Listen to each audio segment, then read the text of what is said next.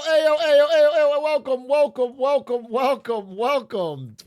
welcome to the Halloween episode of the Atrioc broadcast here on October 31st, 2025. Skull! That's what we really need. We need the Viking song. We need the fucking Viking song. Okay, guys, please, can we please talk about SKT1? I'm a little tired. I stayed up. I'm not going to apologize. I stayed up. Fucking 5 a.m. That was one of the greatest goddamn games I've ever seen. I didn't watch all of it. It's actually honest. I put in my headphones. I turned on Cadril. I got into bed. I fell asleep during game one. And then the loudness of Cadril's commentary in my headphones woke me up in game four. I was he woke me up, dude. He woke me up. And then during game four, it was like already fucking incredible. And then game five was truly incredible. So I watched the whole damn thing. Shit was incredible. I can't Zoomer brain? Well, yeah, I mean, it was so important that I watch it, but I never thought I'd wake back up. I always feel like somebody's watching me. Ideal sleep experience? It was actually the worst sleep experience. No, it was fucking horrible. It was fucking horrible. But, my God, dude. Wait, I'm sure that we can watch some of these clips. I feel so, just as a T1 fan, you're so blessed. You're so blessed to get every year this storyline. Like, did you see this clip? Yeah, T1 has never lost to China, by the way. It's now been what, 12 years? They've never lost the best of 5 to China. That shit was crazy.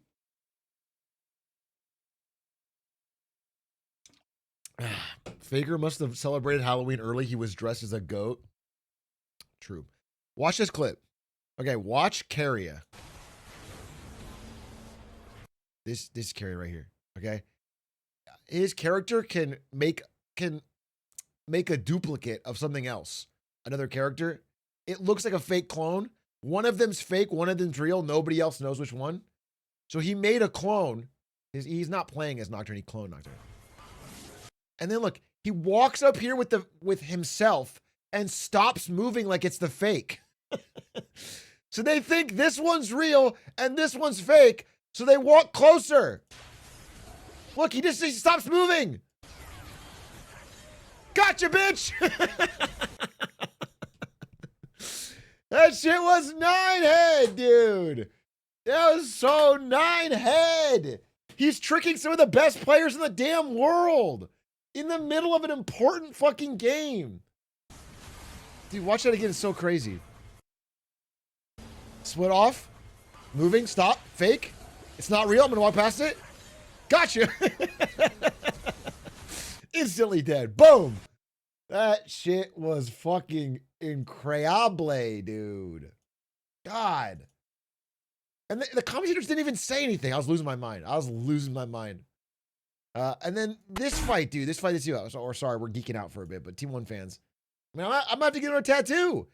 If they win the semifinals, I gotta get another tattoo. It's been 4 years straight. I've been getting a tattoo. I can't stop. Look at Guma here. Guma. And listen to the crowd. Listen to the fucking crowd.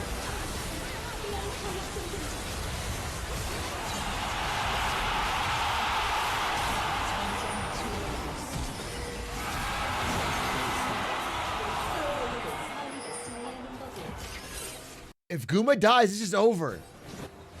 And they're going to dive on him with everything. He's got 1/5 HP. Here it comes. Teleport. Here it comes. He's alone.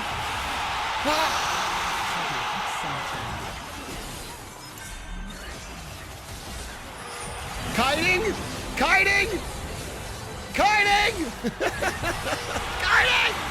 Ah, kiting. Kiting!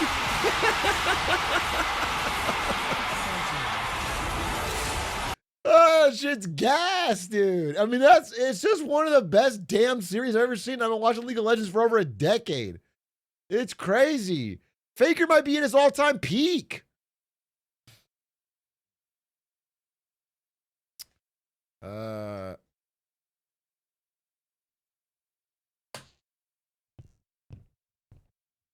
There was a period circa 2006 where I watched every single StarCraft Brood War video on YouTube. Literally every single one. That's not possible, I don't think.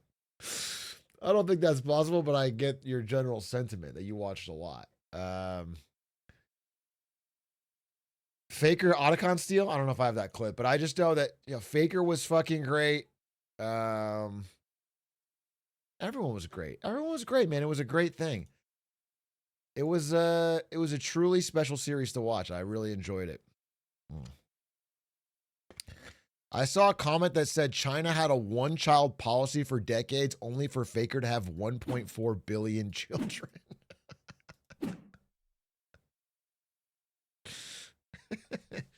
You do feel bad because this is the world's fight. Like China is, in many years, the best region in League of Legends. They're 1 or 2 every year. And now the big finals in China, there's a decent chance it's going to be Korea versus Korea. Is it confirmed? No, let me see the LoL Esports pick'ems. Is there even any Chinese teams left?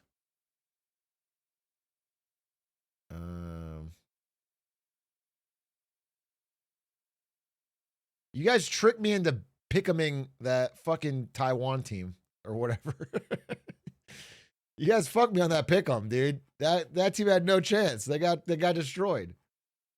CFO, that was no good. 3-0, bro. Wasn't even close. All my other picks, my classic thing. Pick Korea, pick T1, pick China. T1, China. I guess this one would have been easy. Yeah, you just take KT here every day of the week, and then you take Genji and that. So yeah, wait, China's out.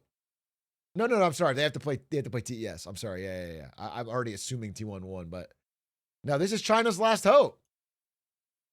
Damn, I mean, don't drink the water. Check the food they give you. China has a lot riding on this. This is a finals in Beijing. TES is gonna win, bro. No, this is gonna be great. It's 13-0 against LPL. I know, but I mean, streaks are made to be broken. But yeah, it's crazy. That if they were gonna lose, that'd be this one. This is a great series. So fun, man. By the way, if you're not a League of Legends fan, one thing you may not know is that this is the first year they've done fearless draft, which means in a best of 5 series, once you pick a champion, that can never be picked again. Oh shit. Which makes the games like 50 times more awesome. They're like going deep in their bags, dude. They're pulling out champs you don't even see. Fearless rules. I'm surprised it took fucking 10 years to figure this out, but it made the sport so much more exciting. It's like 10. I mean, I've watched so many worlds where it's the same 8 picks in every game and 2 kind of switches. And like now we're getting new games all the time. Still no Fizz, by the way. It's crazy. It's fucking crazy. They're going like 30 champions deep into the bag and nobody's finding Fizz anywhere in the whole world. I'm a little miffed about that. Skull! They hovered it once? God willing.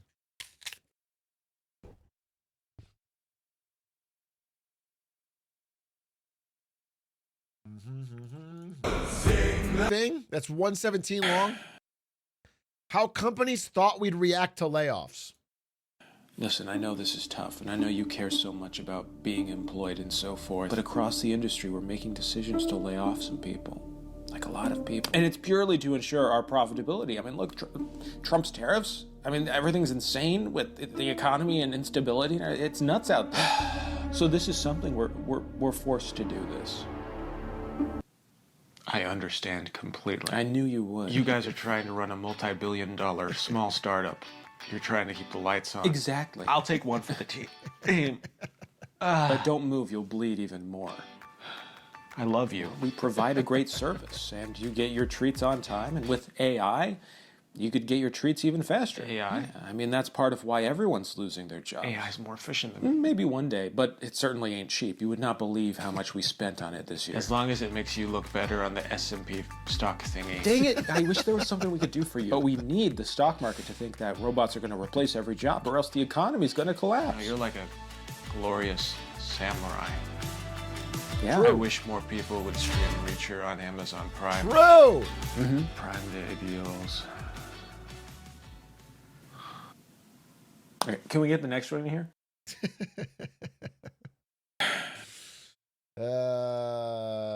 I do think that they're like a glorious samurai. That's a very wise way of looking at it. The S&P stock thing.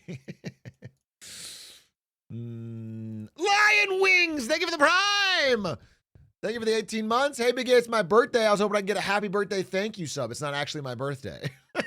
You fucking tricked me. You know what? Because it's a trick or treat type day, I'll respect your trick. And the treat is a sincere thank you. Appreciate that. Thank you for the long time support. 18 months. Poppin' Squat. I don't know why I said poopin'. Thank you for the 26 months. Aco Sean, thank you for the 28.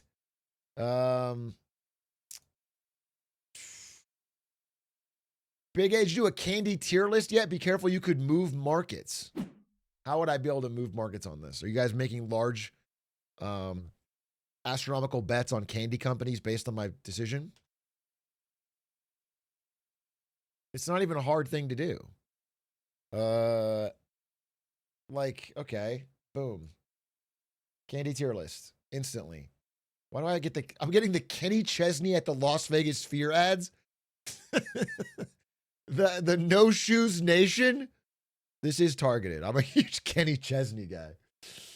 All right, this is a pretty easy tier list. Reese's are A. This is crap. Kit Kat is like the Kit Kat's a B. 100 Grand's pretty good. Reese's Pieces are, I'm just a Reese's guy, I guess. Sweet Tarts, no, thank you. Three Musketeers, pretty good. Pixie Sticks, trash. Airheads, I've soured on them. I don't know what the fuck that is. Trash. Trash. God tier. B. Good and plenty. Trash. Twizzlers. Basic Twizzlers. Trash. Dots. Trash. M&M's. Fine. I don't know what these are. Runts are trash. Laffy Taffy. Not so good. Werther's? What am I, 497 years old? No, I'm older than that, and I don't like Werther's. These are fine, but not that good. Hershey's Kisses, not so good. A Hershey's Bar, I guess, is classic. Mike and Ike's, no thank you. Snickers, pretty good. Almond Joy. Baby Roots in A tier. Caramel Apple Pops. Trash. Trash. Good Bar. I don't want any of this crap. Swedish Fish are okay. Blow Pops, they're fine. Fireballs, not really. Tootsies, not really. Fun Dip, bro. Everybody loves some Fun Dip. Well, I just eat the whole stick. I don't even use the dip. Fun Dip gets in the A just because how fun it is. Tootsie Pop, it's fine. Fruit Roll-Ups, I mean, they are pretty good. As a kid, I mean, I don't know if they're kind of sticky now. Gusher's pretty good. Gold Baron, S tier. Haribo Gold Bears, dude, especially the German ones, the Saft one. Not two Werthers for the price of fucking none. Keith, Butterfinger is an A tier. Hot Tamales, no. Lemon Heads, fine. Tootsie Rolls, this is trash candy. No. Junior Mints, sorry. Ring Pop, too messy. Sticky Hands. Toblerone, what am I? That's too wealthy. M&M's Peanuts, slightly better, but you get allergies, people die. Not me, but who knows? These Mambas, they're like overpriced. Starburst, not as good. Milk Duds, my dad's favorite candy, too old for me. Milky Way's a B. Now and Later, fine. And Apple. A tasty apple on Halloween. A tasty apple on Halloween. Put that right in the top tier. W Apple. Raisinets. A toothbrush? No. Skittles are very good. Sweet tart Smarties are too chalky. Starbursts are amazing candy. Sugar Daddies, they get stuck in your tooth and then you pull them and it rips your fucking tooth out, basically. These are disgusting. Candy corn. Twix, pretty damn good. Warheads, pretty damn good if you like sour candy. Whoppers, no thank you. York Peppermint Patty, no thank you. Zero, never heard of it. The list is the list. I accept no notes. I accept no notes. Okay? The list is the list. Where would you put Feastables? S+. Mr. Beast is the greatest candy. He's like a Willy Wonka of our time. Blasphemous fucking list. I don't even think a reasonable human being who enjoys candy, and I enjoy candy as much as the best of them, could not make this your top 3. This is the top 3 best candies here, and it's just not close. Apple's more of a meme.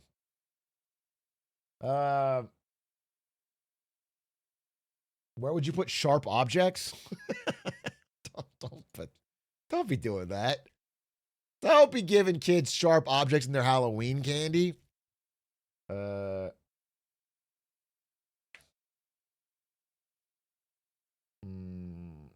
Isn't there any licorice? Do you guys really unironically like licorice? How? It's not the only licorice that I fucking can stomach is they have the I don't even know if they still make these, dude. There's like the Twizzlers that you can peel the little thing, you can peel them off. The peeling Twizzlers are not bad, but the thick licorice, yuck. No, thank you. Red Vines.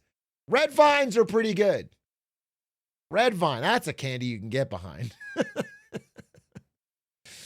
Red Vines are chill, but actual licorice is no good.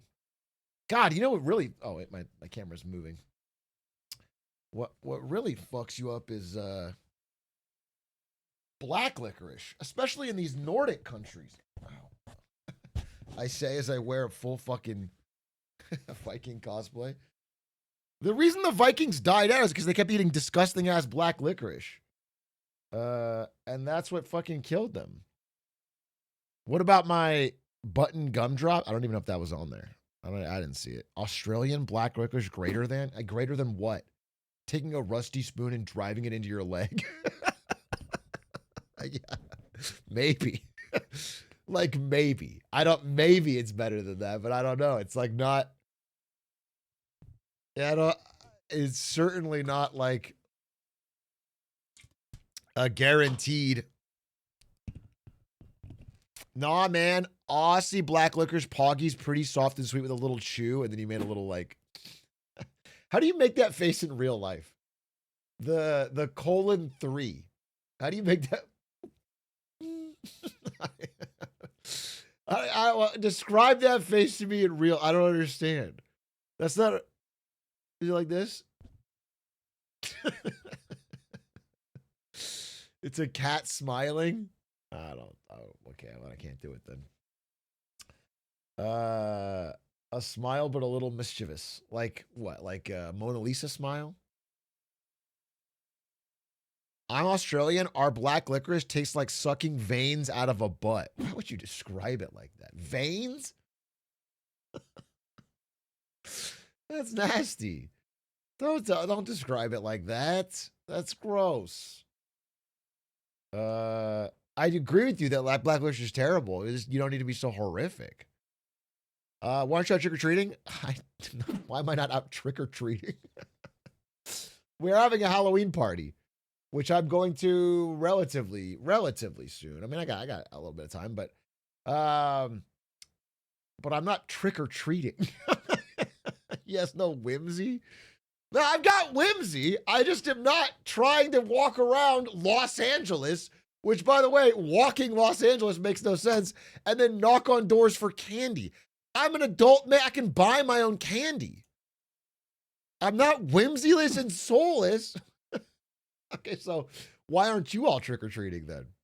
If I'm whimsyless for not doing it, why are you guys in here watching and not trick or treating? I am right now. So let's say this. You are a solo adult, man or woman, walking around with your phone, watching Atrioc while you knock on doors for candy.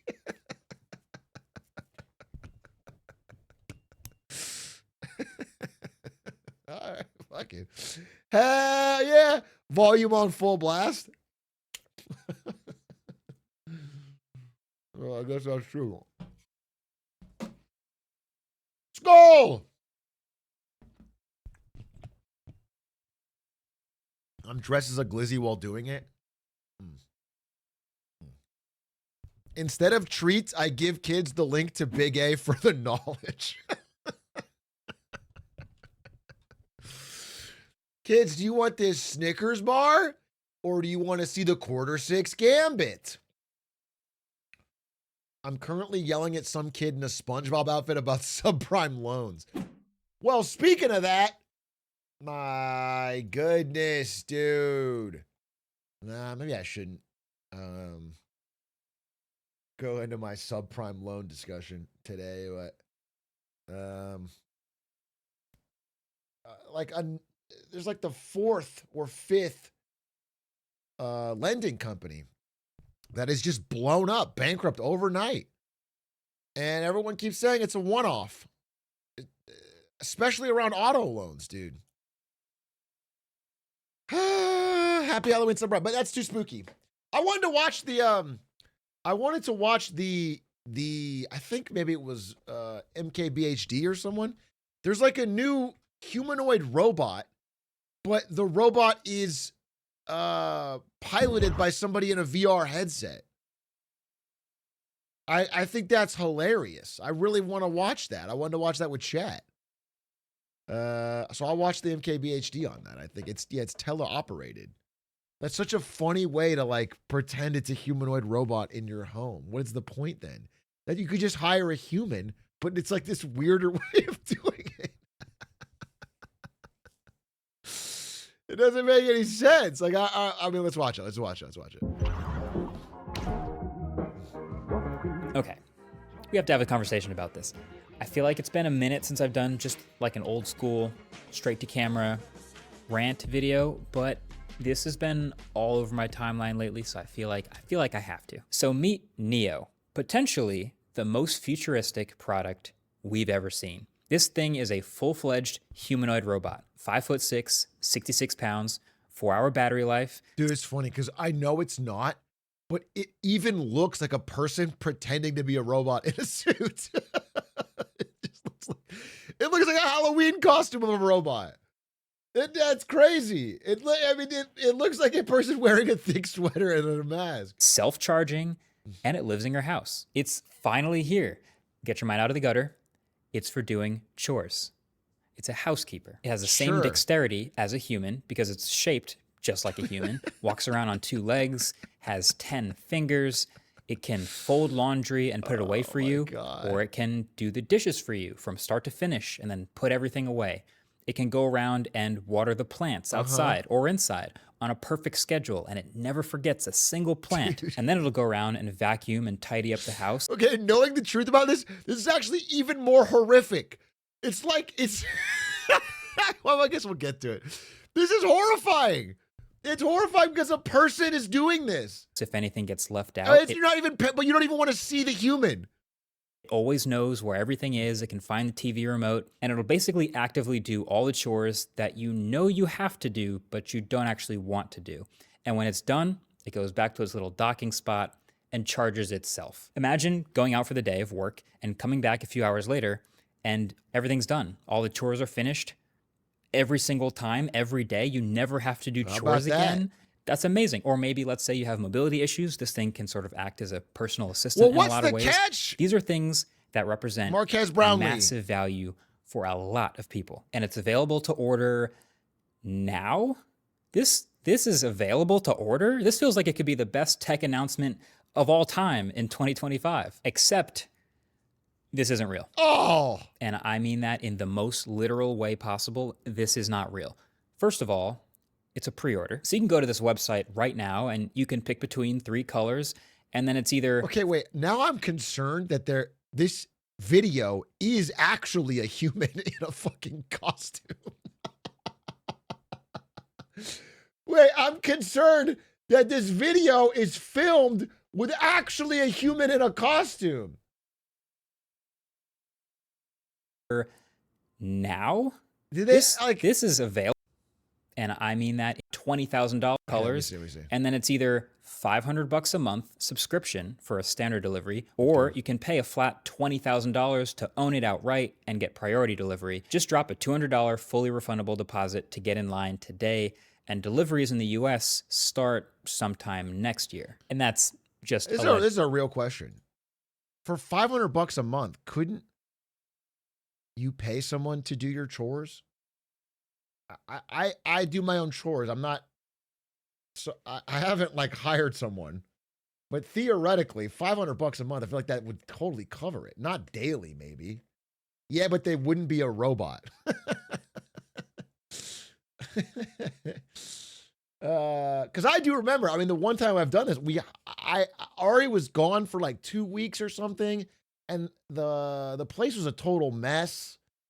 Like there was just too much to clean in one day, and I hired like a full house cleaning service, and it didn't cost that much. I mean, maybe it was like, I don't remember, 160, 180 or something, but they did everything top to bottom. That was like a deep dive full day thing. So I can't imagine. We don't know when it's actually going to ship. Now, to be clear, it's not actually the price that I have a big problem with. Like, I know these numbers seem eye-popping on paper, but this is a first-generation, bleeding-edge humanoid robot assistant. Like, I never thought that this would be cheap. And also, there isn't really competition yet. So you got to imagine. What if you have social anxiety? Okay. Counterpoint. If I had social anxiety about a human being in my home and touching my things, it wouldn't be assuaged by it being a person digitally with 1,000 cameras walking through my home as a robot picking up all my things. That wouldn't make me feel like they're watching me through the camera. Doesn't make me feel any better. The target audience is going to be people whose time is worth more than the money they're spending on it. Like, this is for people who the idea of saving a few hours on chores every week so that they can use that time to make more money actually makes logical sense. Like, people really think like that. It's for early adopters. It's for people who want to spend however much they think it's worth on this brand new novel thing. That's fine. But my issue with this product is the gap between what it's actually capable of today and what they're promising as they take your money today. Like, I think when people watch a video like this, they expect that this robot has some sort of built-in artificial intelligence that allows it to recognize objects and navigate around on its own and learn your house and be productive for those so hours while creepy. you're gone. And that, I think, would be a reasonable thing to get out of watching that video, because that's what it's designed to show. That's what you're supposed to feel. That's the dream. But that's not actually what's happening. So Joanna Stern, the legend, she did a video with this Neo robot also this week where the company showed her all of the things that it could do. And turns out 100% of the things that they showed her were remotely controlled by a human in another room wearing a VR headset with controllers. That's not exaggerating. 100% of the stuff they showed her. The carrying things around, the loading up the dishwasher. I mean, look at this thing. Like, you know how much harder that's going to be to do for the human assistant in the other room to try to fucking figure out what they're seeing and load all the... They're going to drop things more often. It's not even...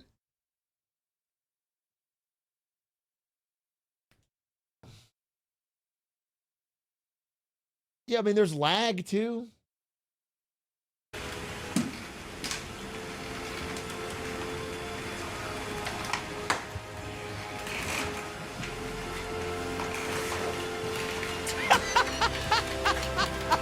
Yeah, all of this is teleoperated. And this was a Holy demo set up shit. by this 1X company. So this is like best case scenario stuff. And I see a lot of people defending this robot online like, oh, no, there's probably other things that it can do autonomously. They just didn't show her yet. Really? You don't think they would show her Yeah, of the best course stuff they that would this show. could do autonomously to keep selling the dream? If you watch that keynote video back To their credit, you'll notice that they actually are very careful to label exactly when the robot is doing something autonomously Like what? and not teleoperated. And in that whole nearly 10-minute video, there's exactly 2 scenes that have this label. There's the get the door command. Get the door, please. Where the robot walks over to the door because someone's coming up. It grabs the handle, waits for the guest, and then sort of pulls the door open and fumbles backwards a little bit, kind of like a toddler, to let them inside. And then there's the put away the dishes command, where the robot toddles over to the person, recognizes the harmless, not glass, empty cup in its hand, grabs it, and then walks away with it. There's no fucking way this thing's not dropping shit all over the house. Or yanking your door too hard and fucking breaking it. Cardboard cup, yeah. Cool. No, seriously, that's actually pretty impressive. Even if I could. Why is the robot packing? Wait, pause. The robot's packing? I don't. And then walks away with it. Okay, the robot's not packing. Cool. Keep your eye off the robot's that's fucking actually pretty groin. impressive. Even if I could already today unlock the door with my Google Home and a smart lock with just my voice, there is something at least a little bit futuristic about a humanoid robot going to do that. I mean, That's sure. part of the dream. It's doing it autonomously. But then that also means that everything else happening in this video and everything else we've ever seen this Neo robot do, we can safely assume is remote controlled. So the gap between what this product can actually do today and what it can maybe hopefully do someday in the ideal future it is massive. Yeah. They're massive. Yeah, it's a apart. massive so gap. that's really my main issue. There seems to be a bit of a lost art in waiting for a tech product to be actually finished before announcing and unveiling it. Like, do you remember when tech companies would unveil a brand new tech product that they've been working on and then do a demo, and then the next slide was like, this thing is going on sale tomorrow or next week or something like that. And that Right. hype would carry right into the buying cycle. You remember that? That was sick. Jesus But Christ, now, in this $200 age monitors. of all of these AI products, it's like there's this thing where you end up selling the dream before you sell the actual Well, product. they got to raise the money. And that is dangerous. Like, the promise of AI is so huge and so massive and magnificent and awesome, but is also so clearly not done yet that you end up with stuff like the Humane Pin or even the Rabbit R1. Dude, can you guys remember life before the Rabbit R1? It changed everything. I can't even imagine going out about my day without my Rabbit R1. It's been such a paradigm shift. I know all of you use it pretty much regularly, but it's like, I almost forgot about, just a few years ago, we barely talked about it or used it. Next to my Zune and my Nintendo Wii U. Yeah, dude. For example, or heck, even Apple Intelligence, where you have these big promises, but the capabilities are still over here, while the promise is all the way over here. And I'm trying to figure out why they do that. And I think really there's 2 main reasons. And believe it or not, I think Tesla self-driving is a really perfect parallel example for a lot of this stuff. Yeah. See, basically, in order for this robot to be everything people want it to be, they need to develop a super smart AI system that looks through the robot's sensors and is able to learn its environment and recognize everything it's looking at and teach itself to navigate that environment and perform tasks. It has to learn what a laundry room is and what the laundry looks like, what your and how to unique fold each type of clothing, and it needs to learn what cups and forks and glasses are and how to pick them up. And it has to be adaptable to all these different sizes and shapes and materials and things of all these houses. Someone said me at 33 when it was said it needs to learn how to fold the laundry and what the different type of clothes are. Let's do. Household objects, so that when the user asks for it to do something, just like, hey, Neo, vacuum the living room when I'm gone, or something like that, then Neo can go, okay, I know where the living room is, I know where the vacuum is, I know how to use the vacuum, where the handle's at, like how much battery life I have, how much it's I like a need hard to vacuum the whole task. living room. I know not to knock over lamps or certain objects in there. And even the laundry folding thing, like just that requires a ton of training data, or at least some way to understand all these different shapes of shirts and jackets and hoods and vests and all sorts of things and hooks and and hangers and what gets folded, Yeah, I get what it. gets I dry get it. cleaned, Marcus all Brownlee. these different things. And the list just goes on and on. So the rest of this video is 30 minutes of Marquez Brownlee listing different types of objects in your house and chores. And there's an iron, and there's an ironing board, and there's there's legs of the ironing board, and there's a table, and the tables are, I get it, it's difficult. Like it's not, the robot's not going to be able to get it. And like, what if one of the tasks is going and getting the right medication for an elderly person, bringing it to them? That it has to get that right. Like it needs to identify the correct medication at the right time and the right intervals and bring it to I them. trust like that, my Neo robot that is to do one that. of a ton of household objects that it has to specifically get really good at. Now, in the self-driving car world, no matter what you think of them, Tesla's definitely a leader here, and they've had a pretty clever approach to trying to work on this problem. Because their problem is their robots on wheels need to learn all of these possible variations and ways to navigate situations that could happen on the road. What's and clever how to about get it? around them. Traffic cones, construction zones, weird lane markings, etc., etc. So, with their millions of cars already on the road, they have slowly, very slowly, let people turn on this beta self-driving feature in small stages in their cars, while instructing people to keep their hands on the wheel, of course, Right. so that they can slowly start to gather information from people willing to beta test. And so those cars Right. will encounter and navigate all sorts of situations for the first time, and then the second time, and then the fifth time, and then the 100th time. And all this data I mean, can go. you might say instead of clever, they lied about it and got people to pay a bunch of money up front for a feature that still isn't released fully in the way they described it when it was sold. And then some percentage of those people died. And the rest were sort of unwilling beta testers that are now being used for a full rollout. That Go back into the system to help That all would be these another way of cars describing learn it. and get better. And now at this point, this is like their primary advantage is they have millions and millions of miles of training data some of from you may people die. essentially beta testing for Tesla. It's a robotics challenge.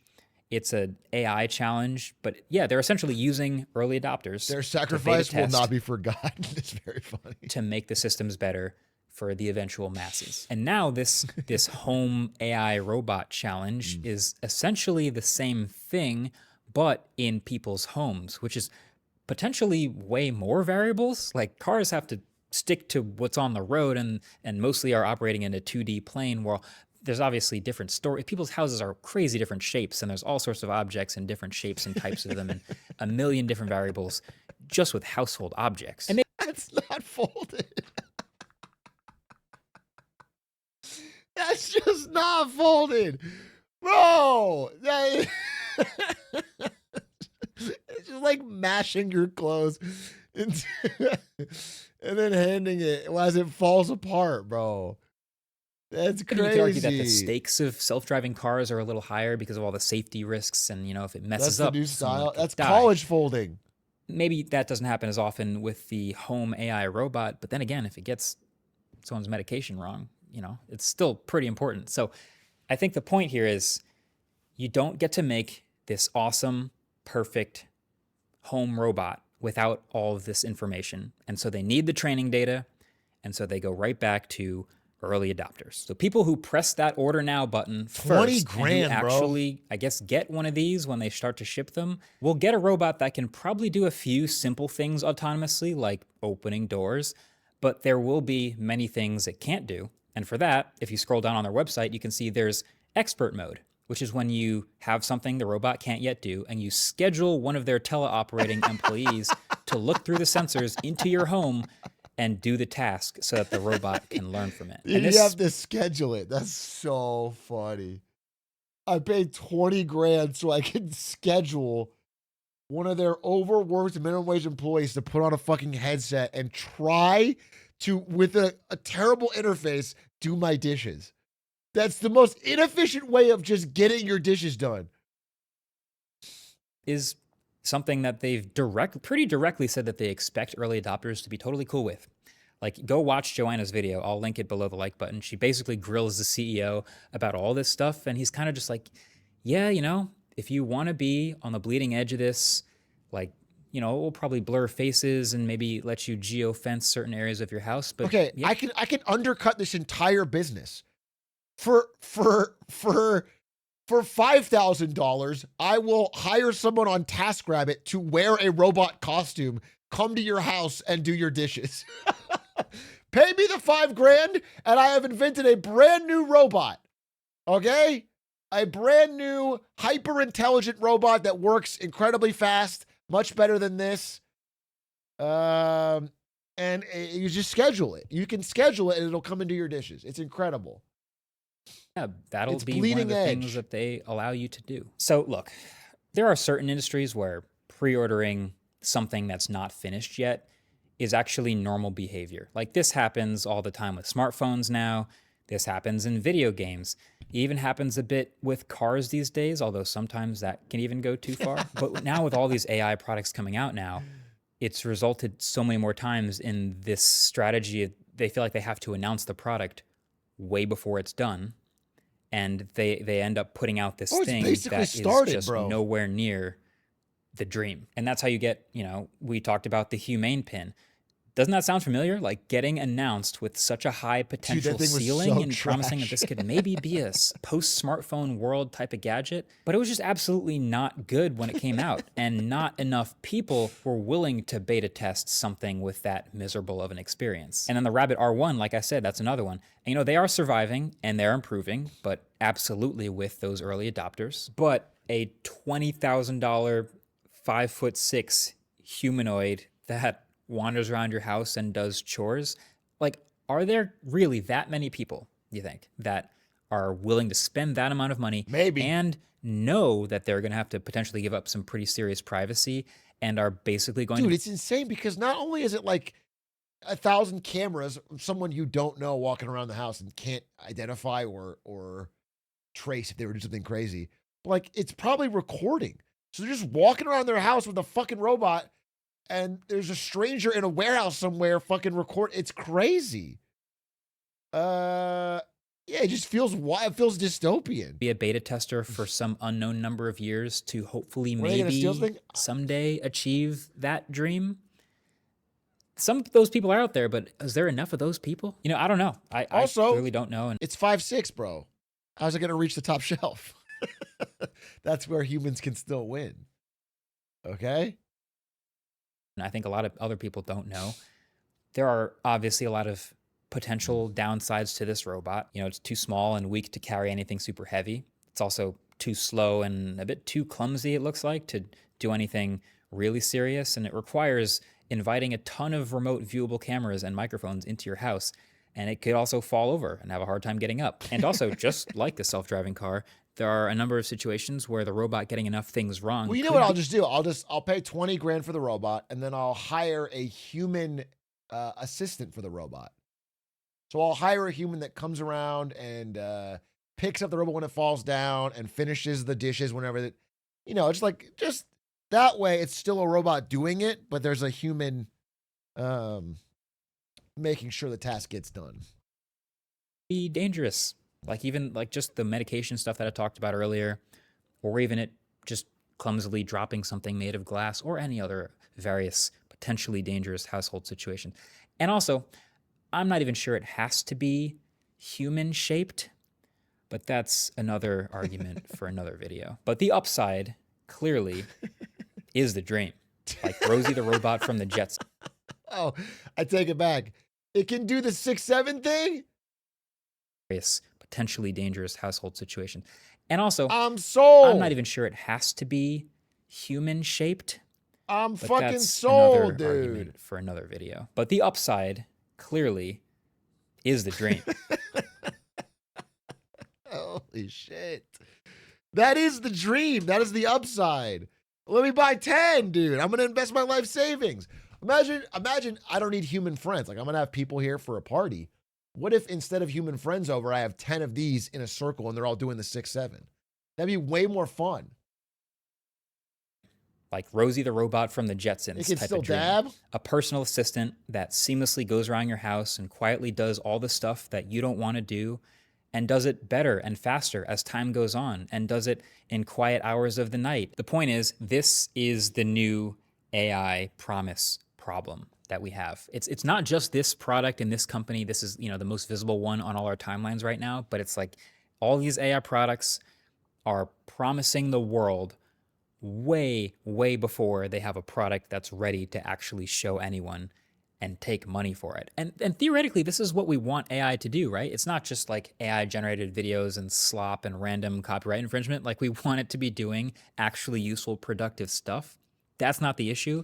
It's just the gap. I wanted to do both. I wanted to, while it's doing my dishes, write new episodes of SpongeBob for me and say them out loud. I wanted to do the SpongeBob voice and the Patrick voice while it's fucking doing my dishes. Yeah, that would be the ideal. I needs to do both. Just the brain rot and the gap. That's the issue. And closing that gap is so hard. And this is one of the obvious examples. Like, the people that would benefit most from the ideal version of this robot, like the elderly or people with disabilities, are the least likely to become early adopters. So it's tough. I can actually applaud them for showing everything that they did to Joanna in that video. Fun fact, they actually reached out to me 10 months ago in January from a random Gmail address offering to do a sponsored video. I didn't respond. I didn't think it was anywhere close to real or worth doing a video or talking about, but we'll see how this ages. Like, we might look back at this in 12 months and everyone everywhere is shipping great AI products and humanoid robots, and it's all a dream, and I look like an idiot. In which case, great. We made it through that gap somehow. All right. I'll take the under.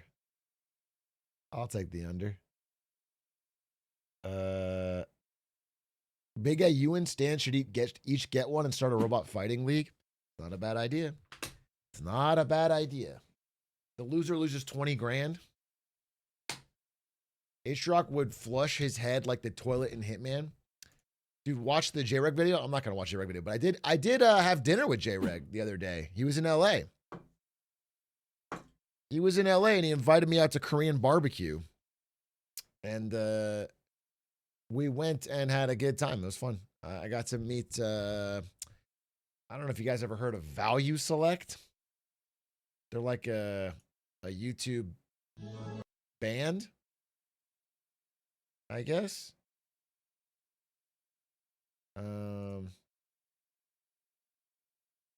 They make like funny songs. And I got to meet them, and they're really cool. W lesbian costume. Do you think I'm dressed as a lesbian? Do you think that's the... It's a Viking costume. It's not... Why would this... It doesn't even make sense as a lesbian costume. I got an axe. I got a fucking helmet.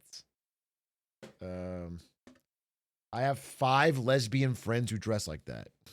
Are they about to fucking raid the shoreline?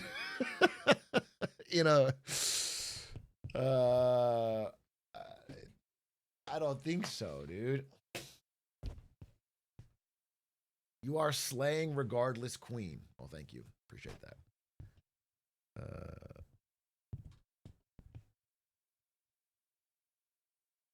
You look like how Bayonetta would dress. Doesn't Bayonetta dress in like leather?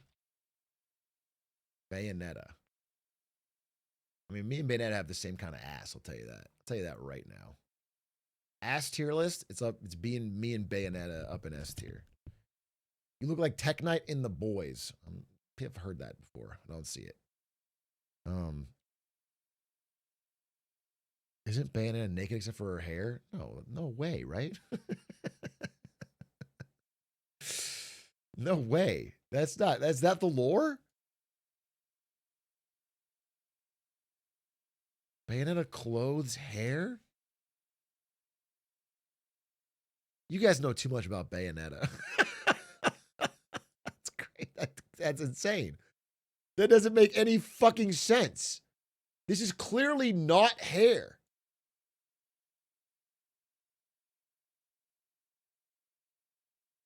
Like, this just isn't hair, bro. That's hair. This isn't. It's magic. Fuck you. That's my response to that. Fuck you. That's stupid. That's stupid. That's obviously clothes. That's not hair. She's a witch.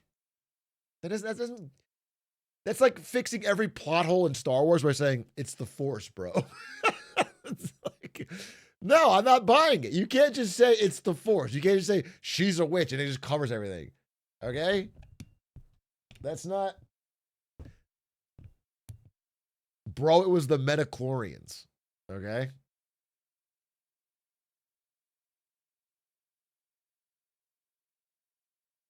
Bayonetta has to have the lowest percentage of people who actually played the game versus fans. What does that mean? It's just not a popular game, is what you're saying? It's done pretty well, right? New good work. Is it interesting? Enterprise data. What does Oracle actually do? Could be interesting.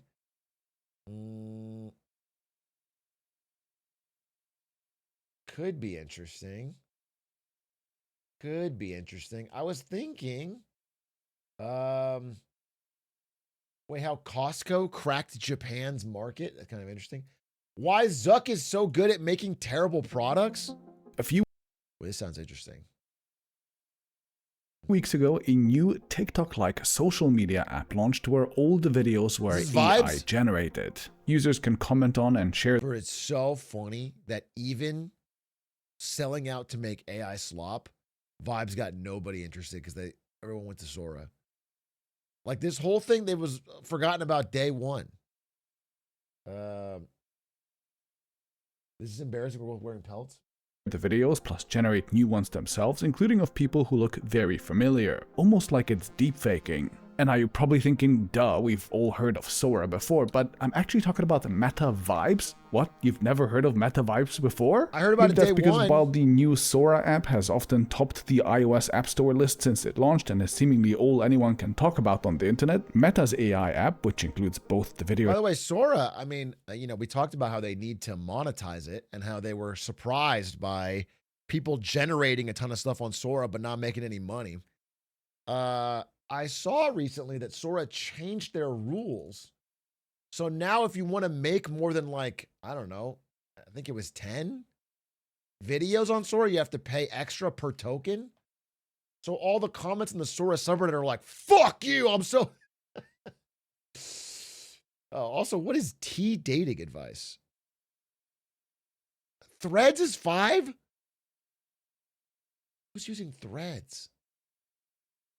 generator Vibes and is also needed to pair your Meta Ray-Ban glasses, routinely fails to get even into the top 100 lists. In fact, on my Android phone here in Germany, where AI apps like ChatGPT and Gemini are in the lead, Meta's AI is not even on the top list at all. Vibes, which broadly does the same thing as Sora, has generally been broadly ignored despite launching earlier, despite being more or less globally available for free on Android, iOS and the web, while Sora is locked to only iOS and only the US and Canada, and also needs an invite code, and despite Vibes also directly connecting to gigantic platforms like Instagram, Facebook and WhatsApp. It is mind-boggling that the social media company with billions of users has been beaten so badly at social video AI, especially when, in the last couple of years, all Mark Zuckerberg has been doing is spending any money that he can find on AI. They're spending up to a mind-warping $72 billion in a single year in just capital expenditures driven by AI, which, just for context, is more than the entire GDP of 3 different US states. They're building data centers that are the size of entire cities. They keep buying shares of AI startups like... It's fucking worth it, as long as I can get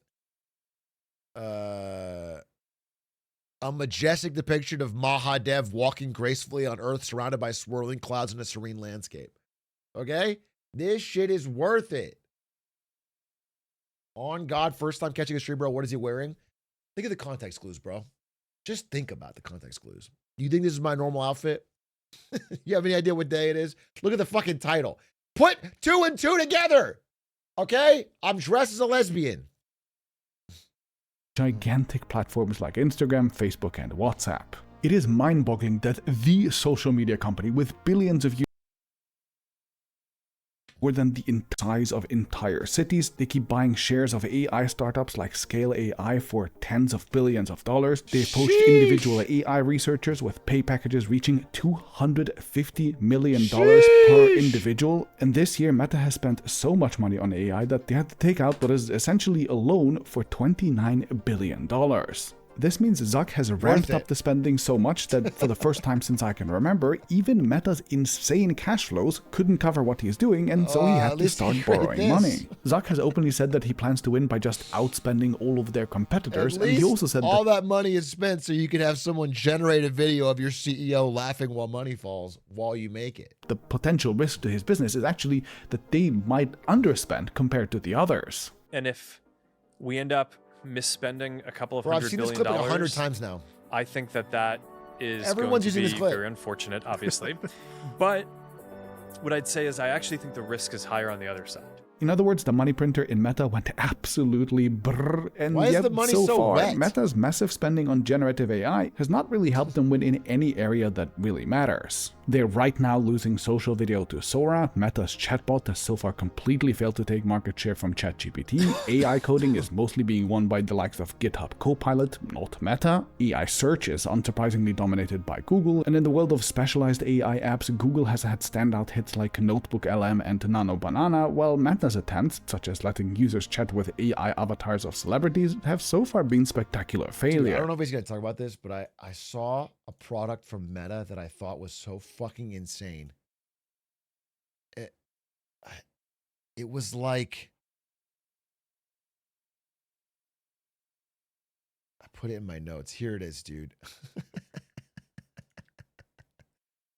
Look at this shit. Wait. Look at this shit. No, it's not pre-watched unless it's in the video. It's chat with AIs. You can chat with YN, okay? Or Sloppy Mustard Man. Oh no, there's mustard everywhere. What the fuck is this? What? People want this? 106,000 people sent messages to fucking Sloppy Mustard Man? 13 million for YN, by the way. This is crazy. One guy with 106K messages. I guess that's a very specific niche. That's a very, he's relatable.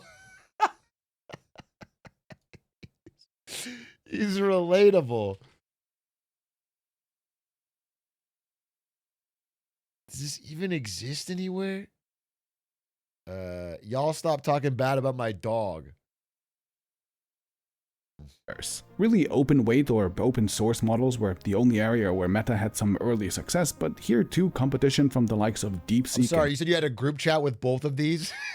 So after a long day at work, you just kick back in the group chat with YN and Sloppy Mustard Man and just like vibe about your day?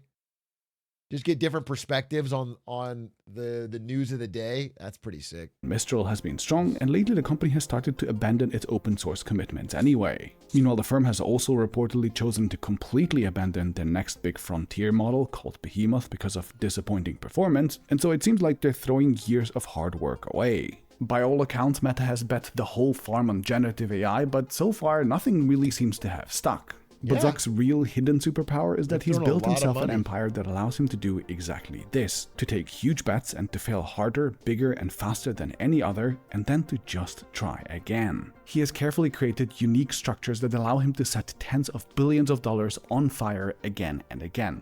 I feel like they have made progress with the glasses. It does feel like the Ray-Ban Meta glasses have made progress, but I feel like everything else, I haven't seen any other footholds get in. The Meta Quest, maybe. Yeah, maybe the Meta Quest. But I do know, because I've seen people out with those glasses. I mean, it's still LA, so I don't know if it's like a catching on, but I've seen people in LA with those glasses who aren't tech people. This seems like a terribly wasteful strategy until every now and then it actually works.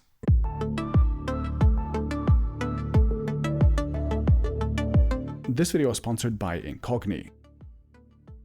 Technology and politics get Mark on any stage or in any interview, and these are the two things that he will inevitably have very strong opinions on. But listen to what he actually says in either of those fields just a few years apart, and the only thing that you can guarantee is that those opinions will have radically changed over even such a short period of time. The most memorable shift for the average onlooker likely came from Zuck's most recent political pivot. He now unconditionally praises President Trump. He suddenly thinks that online platforms should not moderate speech. He has developed mixed reality helmets for the US Army together with Andrew, and he loves to talk about how China's rise is America's most urgent threat. Right. Mark now likes to present these opinions as self-evident, but not long ago he banned Trump from his platforms after the January 6th attacks. Until recently, he was also very much in favor of speech moderation. He also fired Palmer Luckey, the head of Anduril, from Meta, likely over disagreements. He used to actively refuse to work for the military due to supposed moral implications, while not that long ago, Zuck also personally went on an all-out charm offensive to court China. Here he is flexing his Mandarin skills in Beijing, for example. I think he offered to name his firstborn child after Xi Jinping or something,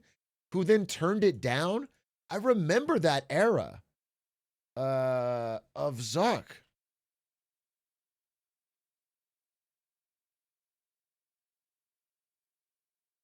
Okay, he asked Xi Jinping to name his child.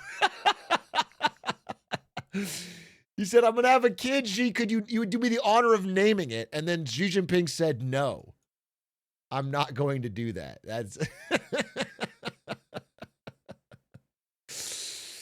that's wild. So now he's, and after that slight, now he's worried about China. 这是给学生用的，所以他永远 Holy shit. Can a white boy speak a If little you're wondering, in Chinese? this speech he had pretty terrible pronunciation, but actually surprisingly decent Mandarin for a new learner, and that's not all. The speech was held in Beijing's famous Tsinghua University, where he got appointed as a board member, and that same year he also reportedly asked Xi Jinping to name his unborn child. Come on. Extremely normal. As former colleagues have since revealed, conquering China was Zuckerberg's white whale, the thing that he wanted but could never get, and he reportedly also offered many times to help censor content and to share facial recognition technology with the Chinese authorities. I've only picked out a couple of the, quite frankly, mind-blowing political shifts that Zuck has gone through, and this ability to do a complete 180 turn when faced with a new situation is something that Zuck has carried over to his product strategy as well. We've already discussed how he recently all of a sudden went all in on generative AI. But what you might not have realized is that even within this field, Zuck has already gone through one massive pivot. See, initially his big pitch was that unlike everyone else, he was going to build open source AI and that this openness would give his firm an unbeatable advantage. Yeah. He claimed again and again that open source projects like Linux and Chromium over time came to dominate everything from servers to smartphones as they allowed developers to tinker with them and to build their businesses on top of them with greater confidence and flexibility. He said that by Meta making massive investments into AI models and then opening those for collaboration, this would lead to inevitable victory as well. And so he hired a team and ran with this approach. Now, many people questioned just how open his models actually were in reality, but at least on paper, this was at least a compelling idea. Except, as we've seen in practice, this didn't really seem to work. Meta was actually starting to fall behind the competition, and so Zuck has already announced that they're actually going to pivot again. A few months ago, he completely reorganized his team, he fired and rehired people for a second attempt, and essentially he gave up on the original open source focus. Instead, in July, he announced that personal superintelligence would be their new focus. It's too early to tell what this will actually mean in practice, though Zuck seems to think that the winning strategy will be to have an AI that knows you very personally on a deep level. By all accounts, this is a huge change for the company internally, and I guess we'll see soon enough whether it works or not, but this is also entirely in line with how Zuck has done his pivots in the past. Before his first AI obsession, Zuck announced in 2021 that his firm was going to go all in on them. I mean, they changed the name of the company to Meta, and now they don't give a fuck about the metaverse, like instantly. You gotta stick with it beyond this, Zuck. If you're gonna go all in on the metaverse, Remember that? Today this is really only seen as a kind of bad joke, but it's hard to overstate just how serious Mark was about this. I believe the metaverse is the next chapter for the internet. And it's the next chapter for our company too. So I've been thinking a lot about what this means for our company and who we are as we embark on this journey. Ugh, I hate this so much. He renamed his whole company over this. I am proud to announce that starting today, our company is now Meta. His Reality Labs division, which built the hardware and the software for the metaverse, lost an ungodly amount of money, somewhere around 60 to 70 that's nothing to billion what they're dollars spending over now. the tech so far. And he somehow convinced many other business people that the metaverse is going to be huge too. JP I mean, he got Apple scared enough to speed up the fucking Vision Pro, which has also been a disaster. And Apple usually doesn't bite like that, you know? But they did bite, and they did make that trash product, and it did fucking sell like none. So I guess that was one fun thing that Zuck did there. Morgan hilariously bet that the metaverse is going to be a $1 trillion yearly opportunity as it became the first bank to open in a virtual world, while Citibank somehow made an even more ridiculous statement than that. The metaverse could have around 5 billion total users by 2030, creating a target addressable market worth as much as $13 trillion. 5 billion It's people. such a weasel word. You just say could, and it's like, okay, where'd you get that stat? I don't know. I pulled it out of my ass.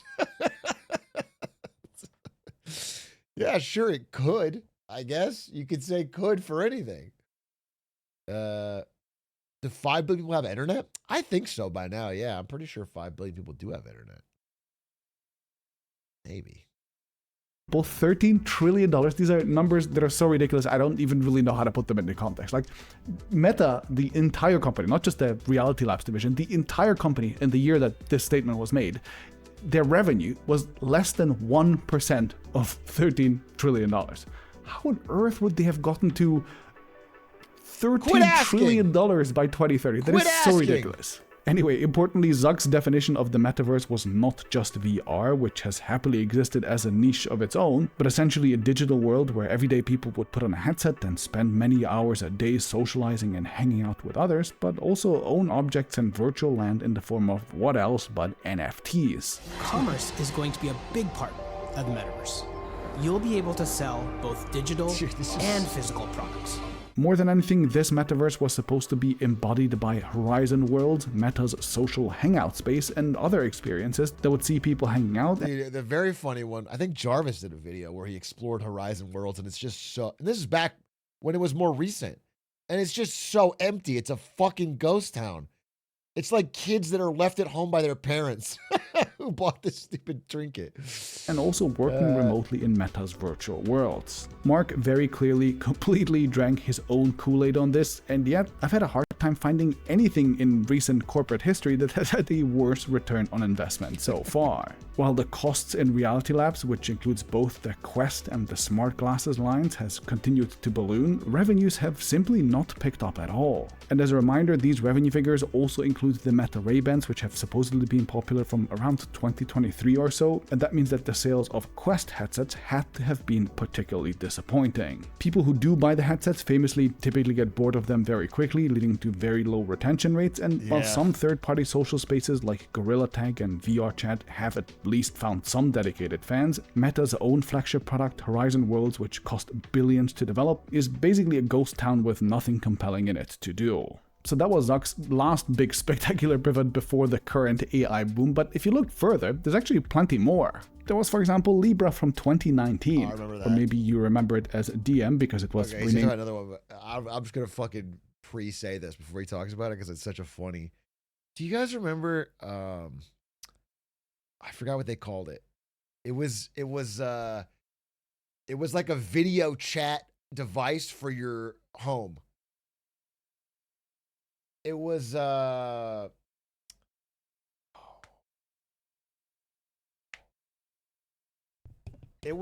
a one-touch portal, Meta Portal. It was the portal. It was like a one-touch video chat device where you could basically FaceTime your family or something.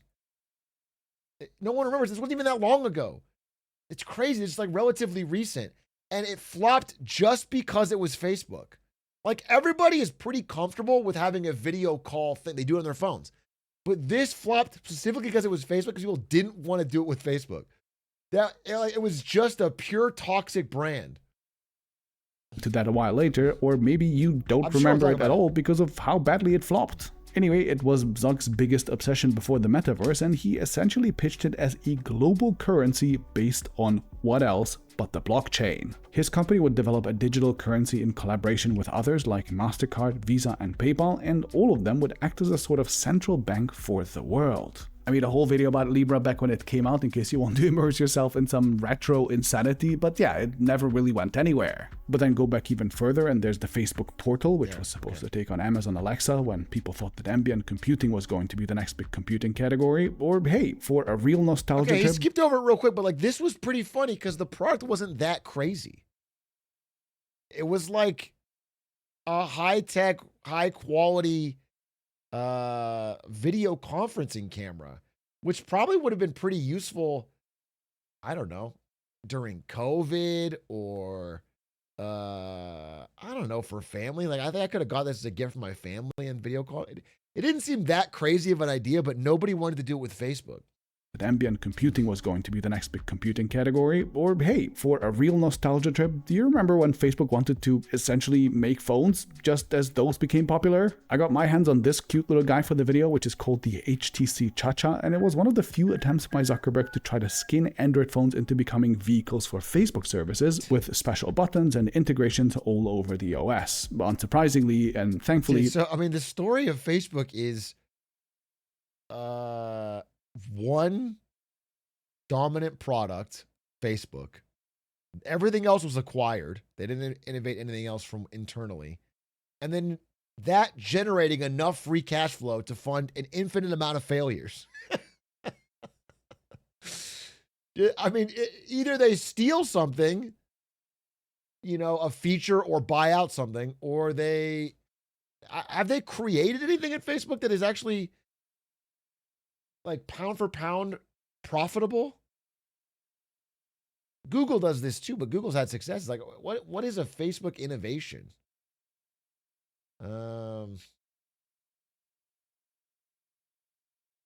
Didn't they make or buy WhatsApp? They bought WhatsApp, so I'm not counting that. It's I mean, they've made smart acquisitions. I'll never deny that. I had a ranking of the best acquisitions of all time, and like 3 of them went to Zuck. You know, like, they made really smart buys. They got Instagram for like the greatest price of all time. They bought Instagram for like $3 billion or something, and it's worth $100 billion plus probably. I mean, it was a great deal.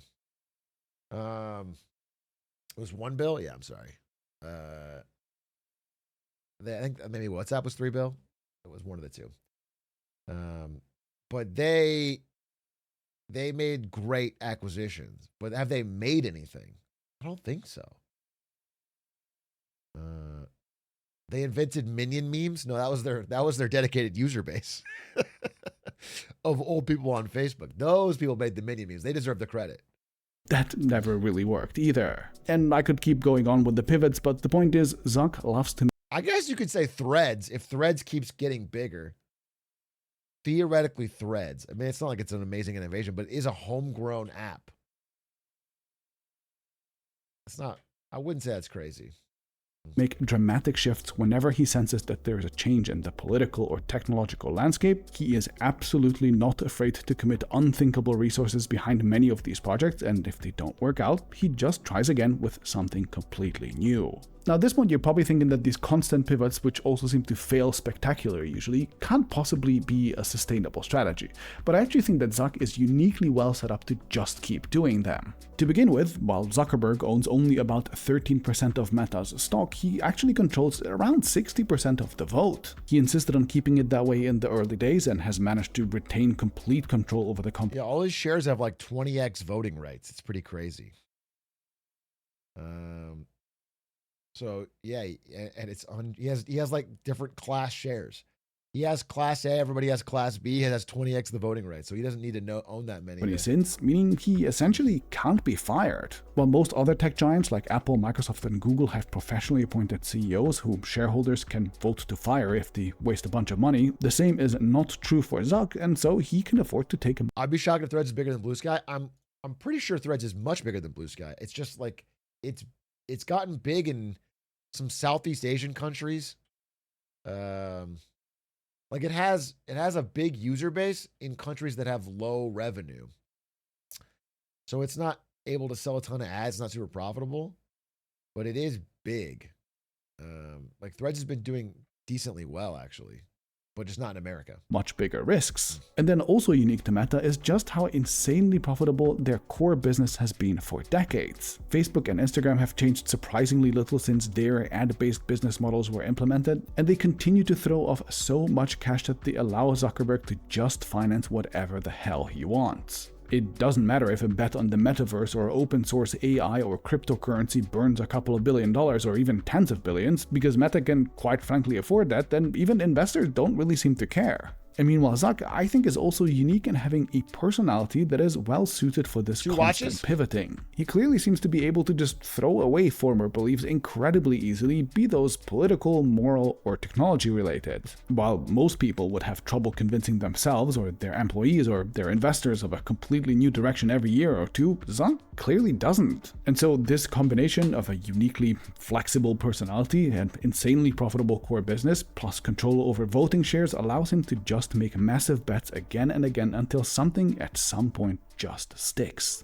Which, will anything ever stick? I've so far talked a lot about Zuck's failures, but I think many of his long-term bets are slowly coalescing into something that might actually work. I'm talking about Meta's smart glasses, of course, which are the first product category from Meta in years that I think both has real potential and is also a category where Meta seems to be truly ahead of. Yeah, I said that earlier, but I do agree. Like, I do think if they have something, it's with this. Still not making money yet, but like this is something. Some people are trying this. The competition, at least for now. It is very much early days for these, so success is far from guaranteed. Google and Apple are aggressively rolling out their competing products now as well that I think might have some unique advantages due to being tied into their existing device ecosystems, but it's clear to me that Meta has a really promising product so far. If you've ever talked to people who actually bought these, you'll almost certainly have heard that the people really like them, and while sales are still in the low single-digit millions... Okay, well, I'll say, I did try them. The camera's cool. The battery life is terrible. And talking to it is like, in order to get the model, I mean, it'll get better, right? But to get the model to run on the glasses, it's like super stripped down or something. It can't actually answer any question other than like the most basic shit. So I don't know. It's you know, there's potential, I guess, but it just doesn't feel like it could be a phone replacement, but I could be thinking too dumb. Maybe if it was really, really good. Growth very much looks exponential for now. To be fair, Zuck has said many times that the success of these glasses were originally quite a surprise for him. He has clearly stated that he thought the mass appeal for glasses and headsets would only come once they could project rich 3D environments using complex displays, and once they could map their surroundings with multiple cameras, etc. You know, the metaverse stuff, whether it's through VR tech from the Quest line or AR tech like the stuff that we've seen in Project Orion. These simple glasses were just supposed to be kind of tiny stepping stones on the way to those. The basic ones don't even have a display, and while the more advanced ones do have a very simple heads-up display, that only shows little bits of information like notifications. And yet it's these relatively simple devices that appear to have shown by far the most traction so far. The ones with not a whiff of the metaverse anywhere around them. And while sure, it took some massive failed bets for Meta to almost accidentally get to this point, it's also true that some of the stuff that they've developed over the years did become really useful here too. Meta's neural band, which lets you precisely control your glasses, kind of like a virtual mouse by reading your muscle impulses in your arm, was originally designed with more complex devices in mind, but has actually turned out to be super useful for simpler glasses as well. And similarly, while Meta likely wasted tens of billions of dollars on AI projects that often flop, hey, their glasses now do have an AI assistant built in that's actually reasonably useful and will likely get much smarter over time too. Yeah, I didn't think it was reasonably useful. Zuck just has to fail enough times until he eventually strikes gold. Now, I'll be honest, I'm not rooting for them to win, because I don't personally want to live in a world where AI-infused privacy-invading face cameras are a commonplace from Meta, no less. Because then to remove Zuck from my life, I'd not only have to convince myself not to wear one, but also everyone else that I interacted with, which seems like a really daunting task. But hey, if there's an arms race of corporations trying to capture all of our data online without our consent, there's now also a counter arms race in trying to get all of that data deleted. And our site just got a major new upgrade. Check it out. Yeah, I don't know. I don't know. It's strange for sure. It's strange.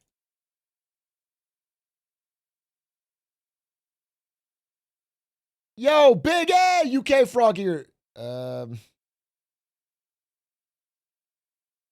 UK media has made up its mind on Graham Plattner. Why would UK media have an opinion on Graham Plattner? He's a fucking Maine politician. That's like us reporting on the fucking city council in Glastonbury. Who the fuck cares, bro? Why they shouldn't even be talking about it.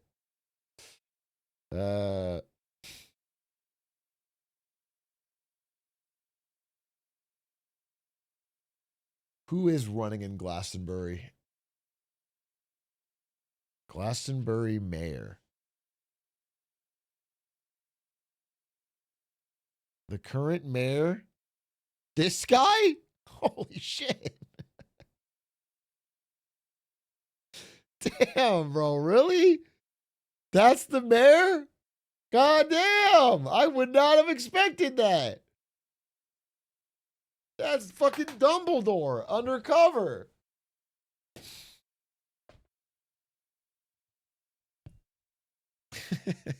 You have a wizard for a mayor. He does have that shit on. No doubt about that. What does he have to do in this job?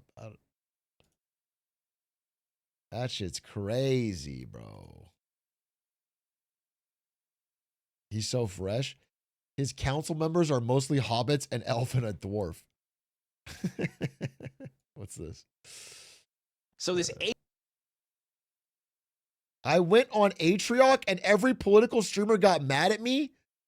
JREG put up a video an hour ago about me.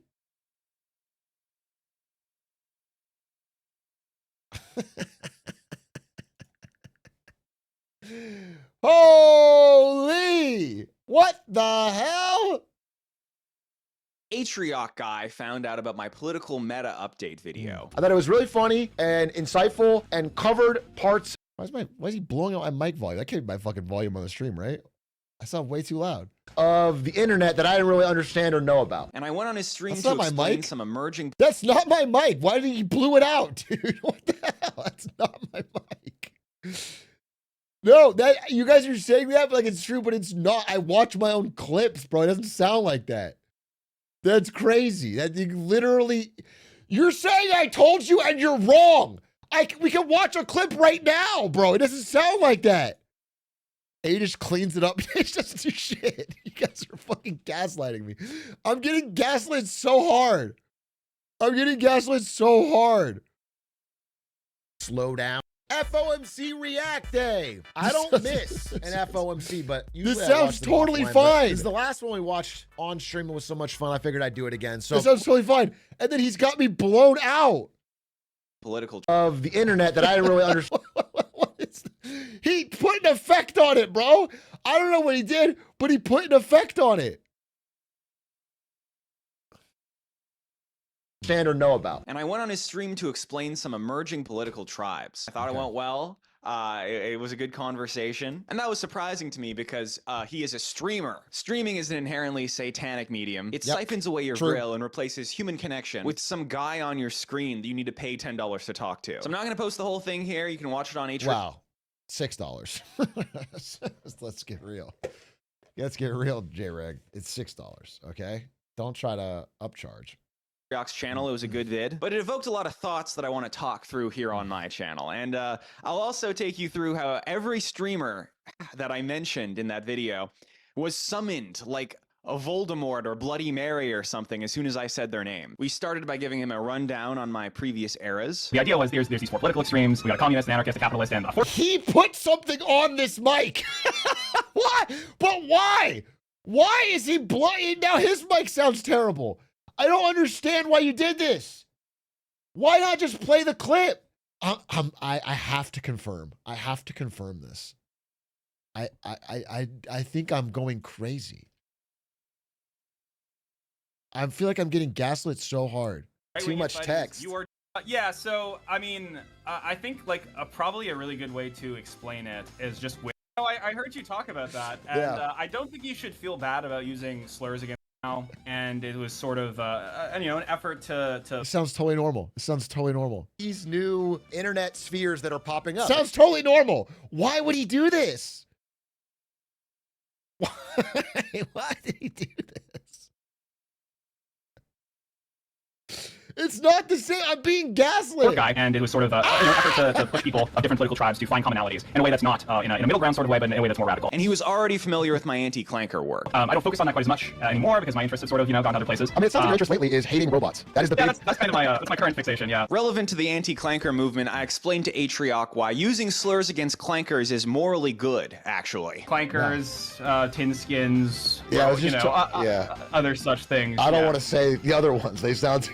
Well, is he worried I'm going to copyright strike him or something? I literally don't understand why he fucking audio gave the shit out of it. Yes, I heard it in person. Again, I've seen his anti-clanker stuff, but now I heard him talk about it over dinner. Okay? He talked about wanting, there was a robot in LA, going down the street delivering a pizza or whatever.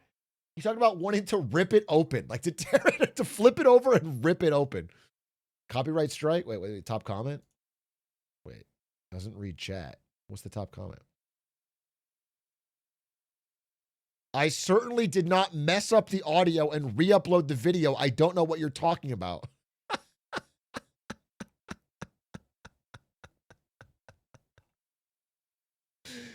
Thank God he wrote that comment, because you guys were going to gaslight me till the end of fucking time and pretend like it was exactly the same. Thank God. Literally, there's not a fucking heart in your fucking brain. Wait, that doesn't make sense.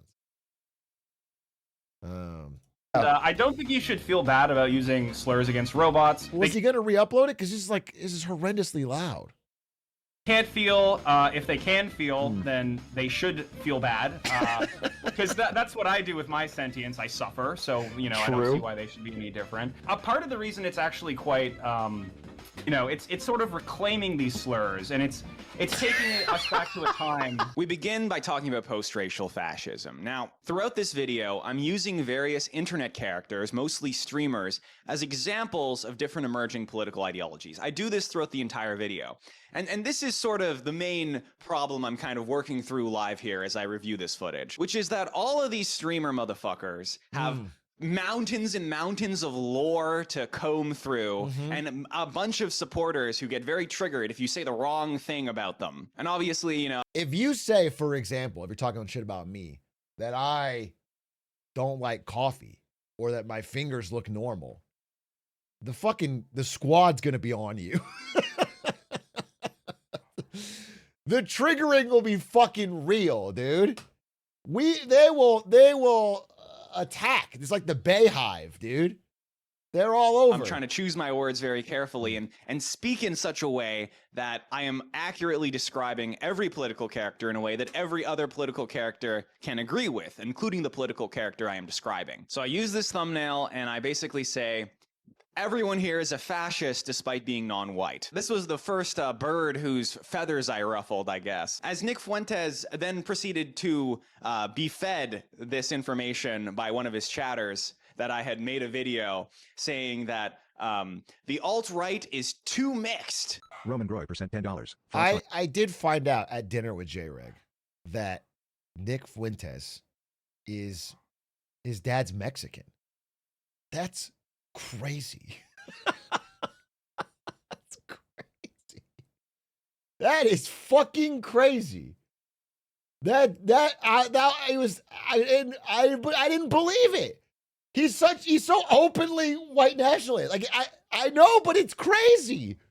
JREG saying the new alt-right is too brown and not about Aryanism anymore and only ABT anti-Semitism. Our leaders are Taitier and Candice. You're He's the only not Muslim Latino white like guy. me. The whole movement is Italians and Latinos. That's just a stupid outsider's take. Nick Fuentes then goes on to explain how white people often fall for this Jewish myth that I'm repeating here. All these white people are being tricked by Jewish people to follow Ben Shapiro and all this other crap. Wait a second. This is complicated. Did Nick Fuentes just call me white?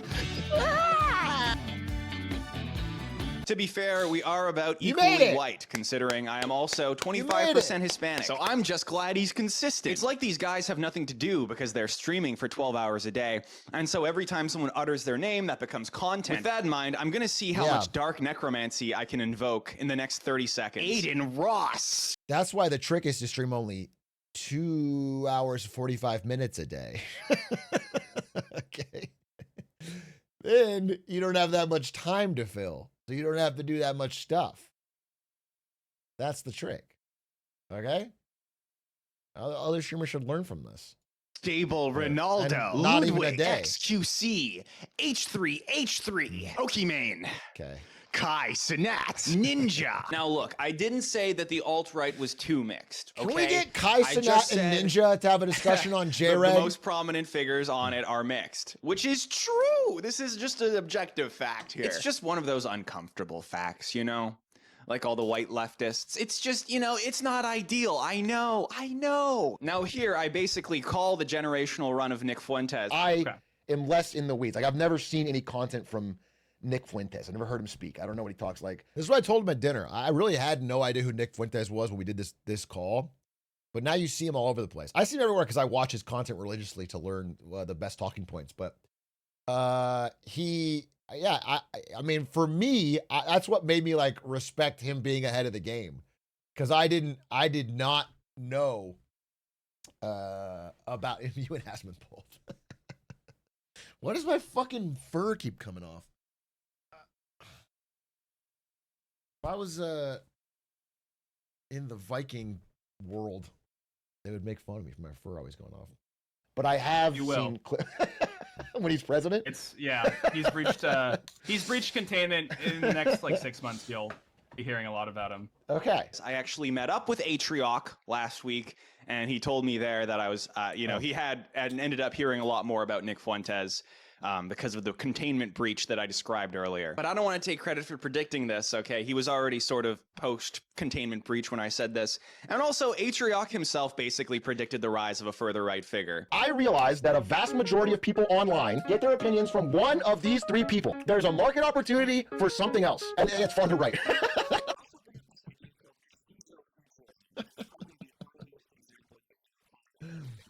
Damn, I'm funny.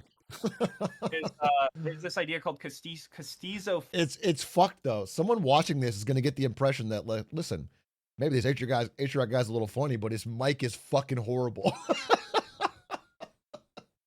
If you're watching this, he only changed the audio on all the clips. It's insane. He just blew the ears out. Futurism, sort of No, like my audio's accepting fine. a very mixed society, but like doing your best to work within that society in a fascist. I'm actually getting frustrated. You guys are saying, to be fair, it is. It's not. It's not. I'm watching clips. We already know of shit. the result, This which is another is rate how cut. it should Again, sound. The government can This raise sounds fine. This sounds great. This is the audio that I recorded on this mic 2 days ago. It sounds great. This is what I wanted to sound like. lower interest rates to either slow down or speed up the economy. It sounds great. So you're fucking rage baiting me. I'm getting 80% of my react to this video is just getting fucking mauled about dude, Adish. What a I gotta message Adish. We gotta get a better title thumb for that clip, bro. Bad boss alert. Messaging someone on Halloween. Adish Arid.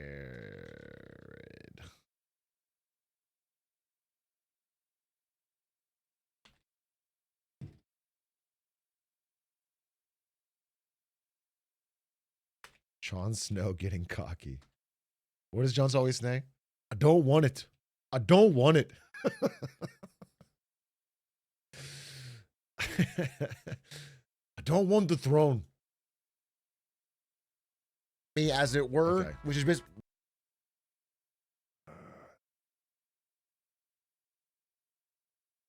Way and sort of, you know, over time lighten the skin tone of Castizo is a term that means Spanish person mixed with indigenous blood and basically offers a path to redemption for those with mixed race blood. So me and Fuentes, we could become white. Let's go. Of course, this bleeds into the obvious critique of the idea of post-racial fascism, which is that you still have a racial hierarchy and whites are still at the top. It's just you sort of have a gradient in a society. Ashkan, are you coming over or what?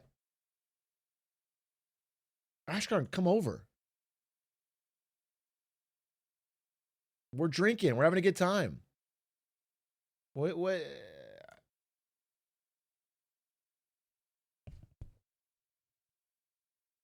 After I watch this fucking video, Ashkan, unless you're fucking in New York right now, you should be heading over. Of racism, and you know, even in a very mixed race place like Brazil, you still have those racial hierarchies. So, oh, what the hell? He was just in chat 5 seconds ago. Wait, that actually is crazy. How's it going? You guys know I have a button that I can teleport any chatter right here to come hang out with me. So if you haven't been picked, it's your fault. It's 1 million channel points. What? Yeah, if you get enough channel points, you can come. It's crazy. You're already here. Wait, what are you dressed as? French hate to see me coming. The French hate to see you coming. Cat knows. They think you're ice. Oh, he stole the jewel. Oh, he's the Louvre thief.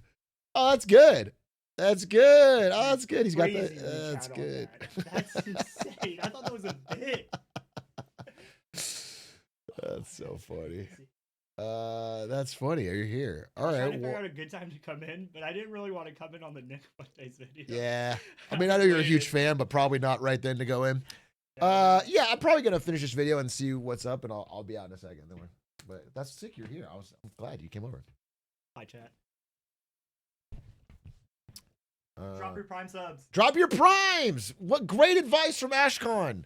Check your primes, dude. What about this? Oh, I did want to do this. Well, we'll see what the timing is. There's I'll just tell you what this is, 'cause I think it'll be really, really funny as a stream content. Somebody made a thing where you can take a quiz to guess if someone voted Harris or Trump. They like give facts about themselves and you can guess if they voted beyond the ballot. I think we'll do it live. I think it'll be really fun. But I'm going to finish this, or I'm going to watch a little more of this. Maybe this is mostly just talking about other streamers. And like all streamers, I want to talk about only about me. Okay? Like I got baited because my face was in the beginning and I thought this is about me. But it's not really about me. It's about other streamers. My bit on efficient accelerationism didn't bother anybody because the only person I used as an example was Elon Musk. And Elon, unfortunately, does not live stream 12 hours a day to address every time someone uses his name. I wish, though. So I wish. Elon, if you wanted to start live streaming, you would probably have to stream like 50 hours a day to cover everything everybody says about you. You should check out how I describe effective accelerationism to Atrioc in that video, because I also mentioned that one of the co-founders of effective accelerationism was watching my videos. At the time, and they were using terms like we have to be autismophrenic and meta-ironic about how we do our branding. So that's interesting. Left, it's Hawes, infrared Hawes. I will say, I've gotten more, I don't know, knowledge about some of this stuff since this meeting with JREG, but having that conversation with him at dinner, I just realized how he's so in the weeds on this shit. The slang, the 4chan shit, it's just I can't keep up, bro. I feel like I have enough time keeping up with the mainstream stuff. But I need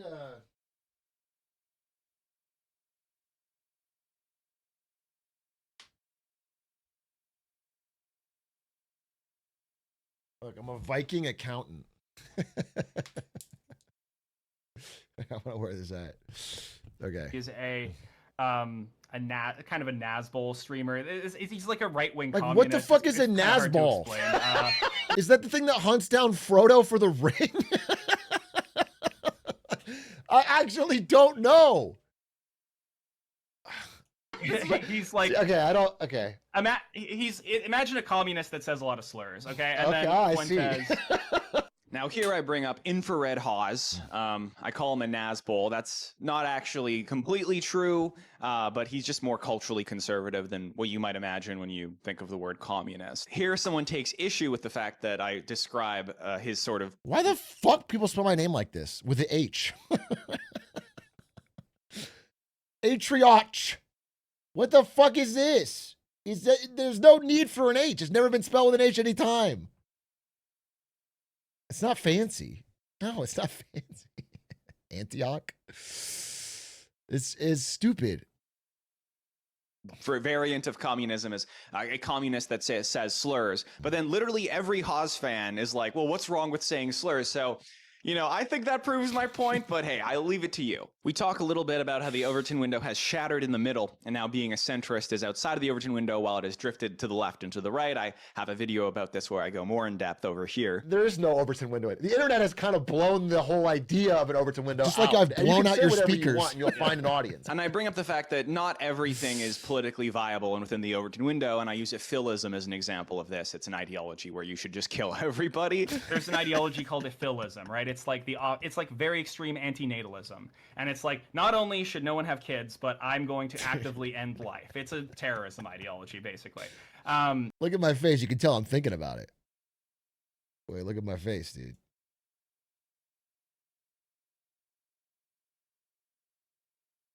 Right? It's like it's like very extreme antinatalism, and it's like not only should no one have kids, but I'm going to actively end life. It's a I'm thinking about it, bro. I'm like, go on. Tell me more.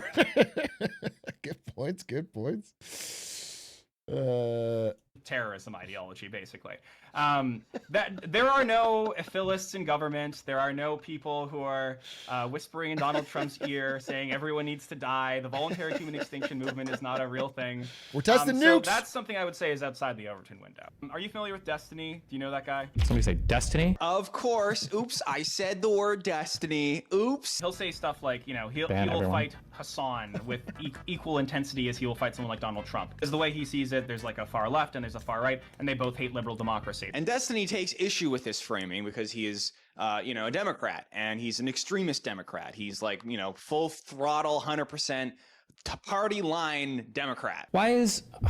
And, you know, this makes him center-left. This is, the Democrats are a center-left party. There are further left elements of the Democratic Party, like AOC and Zoran Mamdani, but Destiny is not, you know, completely aligned with those people. He's further to the right than those people. Clearly, both extremes are equally bad. And while agreeing with the rest of my political analysis, this is what always happens. It's always like, everything else you said is good, but when you mention me, you didn't read my lore iceberg. This is sort of the problem with mentioning streamers. I'm trying, as someone who is doing political commentary, you gotta do the reading. Create JREG. a map of the political landscape in such a way that everybody's going to be able to look at it and agree with it. And this is an impossible task. And I am running up. Yeah, he was telling me this at dinner. He was like, I want to. I think I told him it was an impossible task. You might be quoting me here. Because he said at dinner, he's like, my goal with my content is to say things in such a way that no matter where somebody falls, they'll listen to it and go like, oh yeah, that's and I was like, bro, that's fucking impossible. So that's not, you obviously can't do that. That's not a realistic thing. I think it's a clever goal because it makes people question themselves a bit. I think so many things are vibes-based for people, and if you say things in the right way, they find themselves agreeing with things that don't actually hit their world. I think that's kind of interesting, but it's not like you can't always do that. Against the impossibility of this task every time I try to do it. We are living in a totally post-truth time when everyone is in their separate bubble with their own worldview and perspective on the world. And so in an attempt to try to connect these worldviews, it's basically impossible. And yet, I think it's a fun intellectual exercise, and probably the most objective thing to do is to try and fail to describe it in terms that everybody can agree with. So, that's the part of this analysis that Destiny was taking issue with here. Saying Destiny's name on the internet is like saying Voldemort's name out loud. He immediately feels a disturbance in the Force and magically pops in your chat like Rumpelstiltskin. I mean, I'll just say, this is true of every streamer. Even me, and I don't stream that much. If someone said my name somewhere, someone will tell me about it. This is just true. It's just the way it works. It's not even the streamer. It's the viewers. It's the viewers, bro. If somebody says my name somewhere on content, it'll be clipped, and then someone will send me the clip. That is just what will happen. Now, generally, I don't watch it. Generally, I don't watch it. I like JREG and I met him, which is why I'm watching this video. Maybe a mistake, but I'm doing it. But like, that's just how that's how the internet works. That's how it's gonna work. That's like something you sign up for. Don't blame the other chatters. It's just me. It's just this one guy.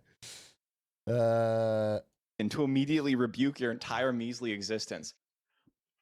I couldn't have said it better myself. Damn. Look. Yeah, like, for example, Oni Pixel, a guy I haven't met and didn't really know about until the CSGO thing, said Big A once.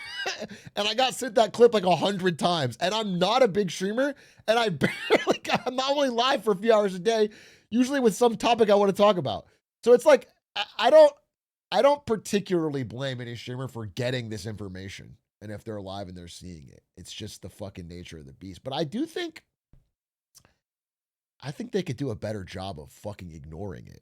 It's not that hard. I can ignore it. I think people can ignore it. It's not that you don't have to fucking constantly to any of the streamer guys as people.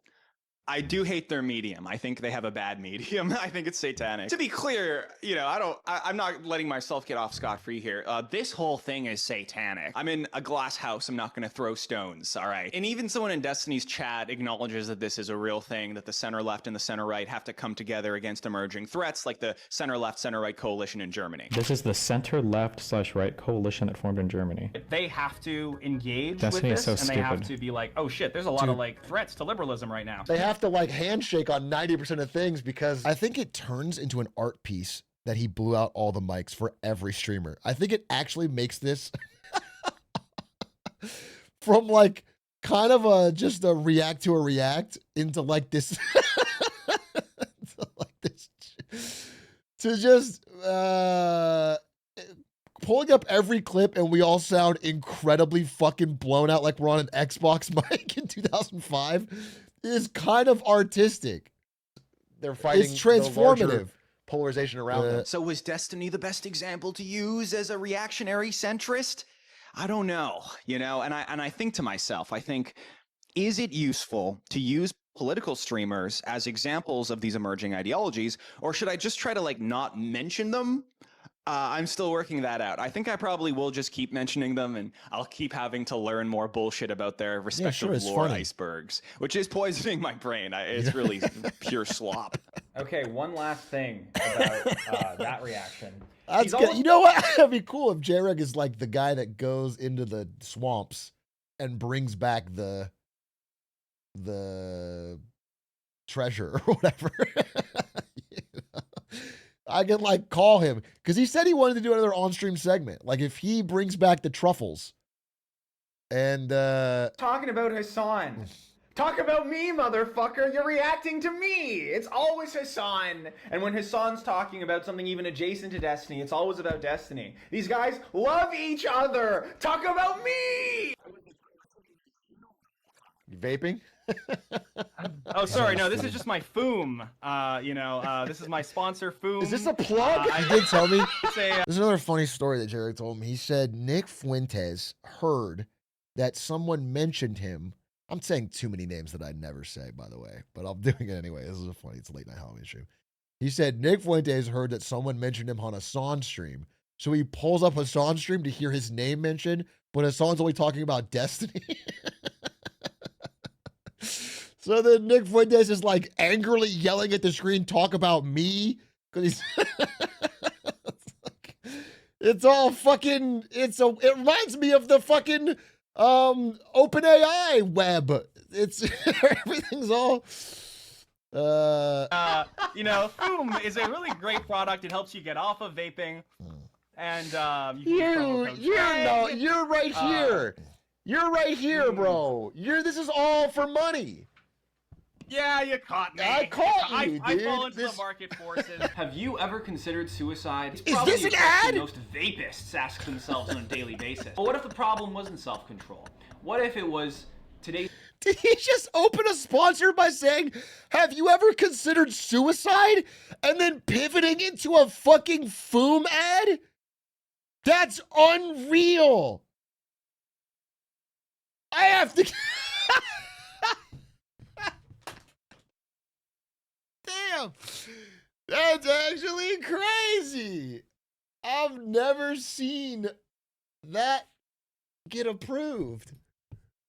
He's a marketer, folks. Maybe that's why sponsor I like him. Vapists are destroying their lungs with stuff like blue raspberry flavor, which is mostly lead, I think. Why would you destroy your lungs with blue raspberry when you could not destroy your lungs with crisp mint? One of the crisp... Is this even real? There's no fucking way this is real, right? Is this real?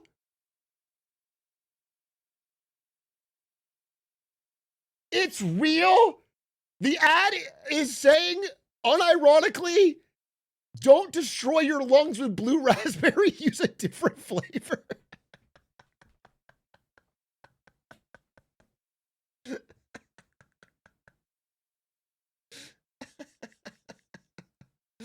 That's crazy.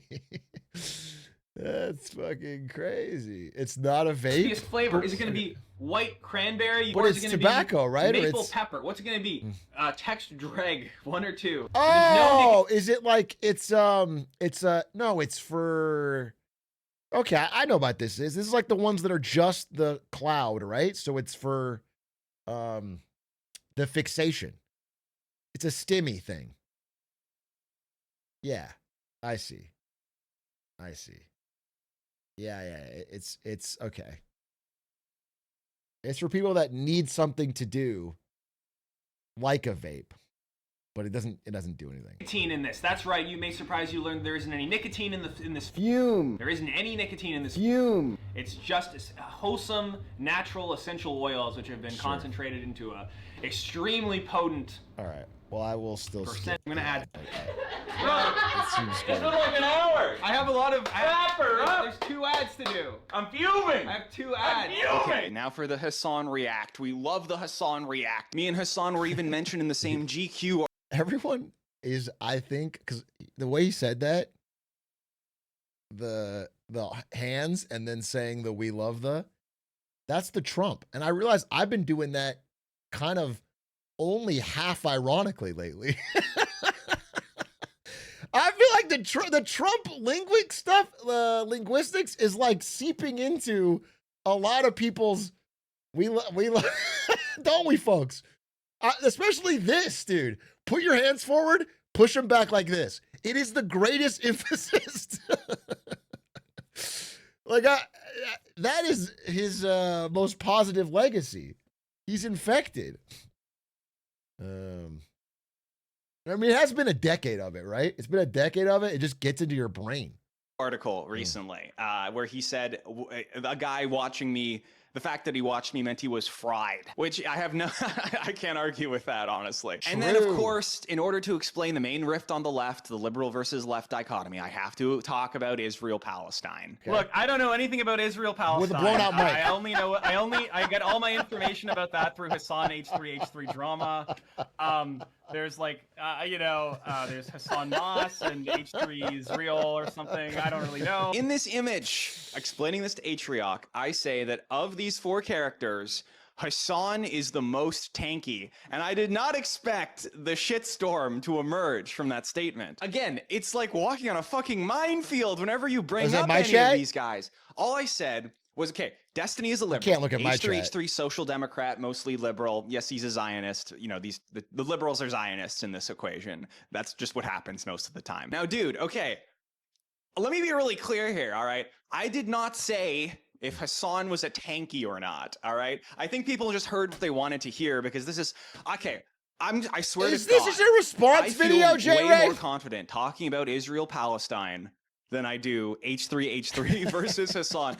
There's more lore to it. Entire history of Israel-Palestine, dating back to the foundation of Israel, has less lore than H3H3 Destiny and Hassan. And it's more polarizing, and there's more nuance, and it's less cut and dry. All I said was, of these 4 people, 3 of which are liberals or libertarian socialists, Hassan is the most tanky. He is the most approaching the red quadrant on the political compass. This is just true, but Hassan is the closest to a traditional communist of these 4. And then somebody goes into Hassan's chat and says, JREG went on Atrioc stream and talked about the political compass, lumped you as only talking about Israel-Palestine for drama. But of course, Hassan hears this and immediately tries really hard to resist calling me retarded. You can see the gears turning. Yeah, I think he has a intellectual disability if he genuinely thinks that I only talk about Israel-Palestine for drama. He just said mental disability. Like, you are calling me retarded. This is really a video. The word we use now is we say Tylenol eater. That's what everyone says now. What I've seen is the LA approved way to say that. People have been saying Tylenol eater. That's what I've heard it a lot lately. People are saying it all the time. That's what they've been saying. Okay? You say neurospicy? I mean, that's actually kind of nice. That's actually kind of nice. Everyone wants to be a little spicy. Oh, by the way, wait, sorry to get off topic a little bit. You know, we did that whole Big A clip on autism special announcement and how insane that was. I think RFK literally walked it back.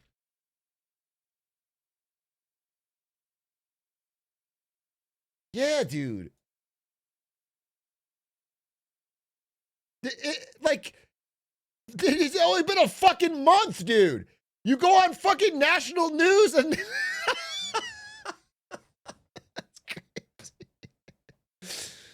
That's fucking crazy, bro. Anyone could have told you that. Ah, that was so wild. Streamers, okay? And it's not about any particular streamer because I don't really hate any particular streamer as people. I think they're all fine. I've met a lot of them. I like a lot of them. But man, dude, streamers to me feel like caged animals. They're like dogs. They hate their chat so much because they attract just terrible people who have nothing to do with their lives besides watch them for 12 hours a day. And I kind of get why they hate their chat. 3 they're hours. Also like addicted to streaming. They're addicted to the validation of seeing the chat wheel go by. They're addicted to the money that comes. I'm fucking not addicted. That's why I barely show up. Am I addicted to the money? Who isn't? Okay? But I'm not addicted to fucking streaming. This does not apply to me. On God, dude. On God. I already don't stream enough. I need to stream more. Comes from, you know, you make thousands and thousands of dollars for streaming for a couple of hours. And just like a gambling addict, they clearly also hate streaming. I mean, they're addicted to it, but they hate it, and they hate their chat, and they get super triggered at their chat like all the time. You know, Fuentes is mostly also not true. I know I'm tooting my own fucking dick here. I don't feel like that. No, you guys are saying you're kind of, I've crashed out on people, of course, who hasn't, but I like my chat. Legitimately, I like my chat. I legitimately do. That's one of the good things. That's why it's better to record live than offline. I literally do. I'm not going to say everybody. Of course, not everybody.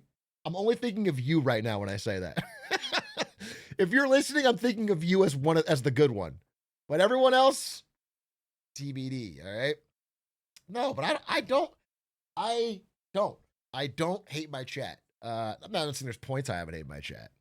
But on the whole, I don't feel like stressed to go live and talk to my chat. I have no problem with that. The problem I have with it is specifically, I think I streamed more. I know I streamed more hours before I started covering more news. Here's the fucking truth of it, bro. And I'll just say it. If you, I'll just talk about me personally. I'll talk about me personally, bro.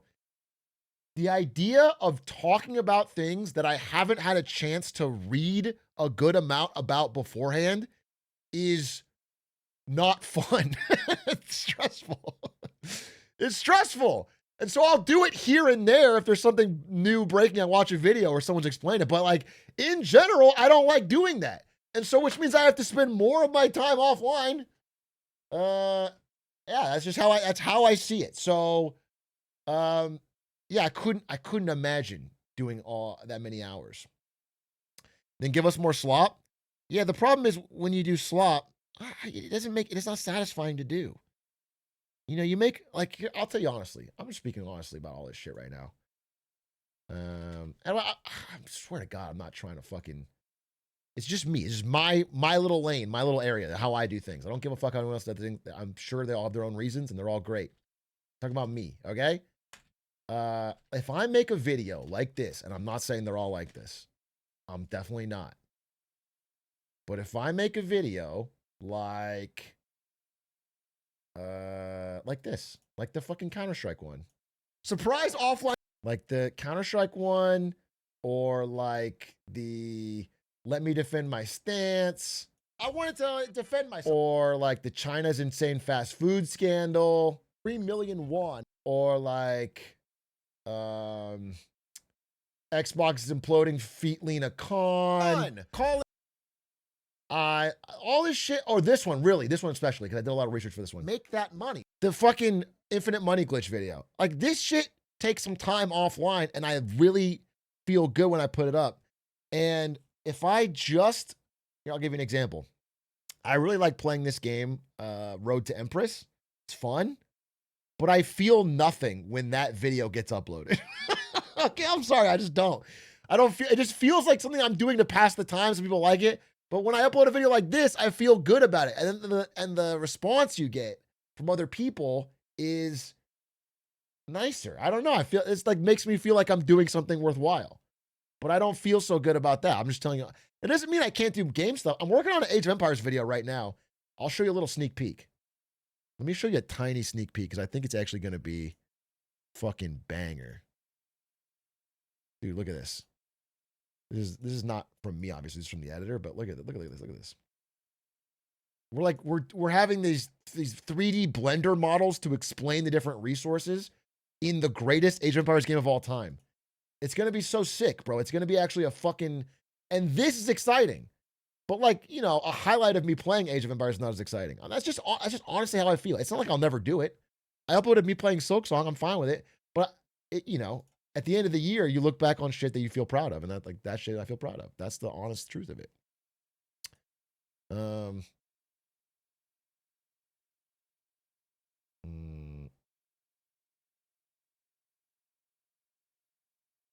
Is it because it feels more like a normal job?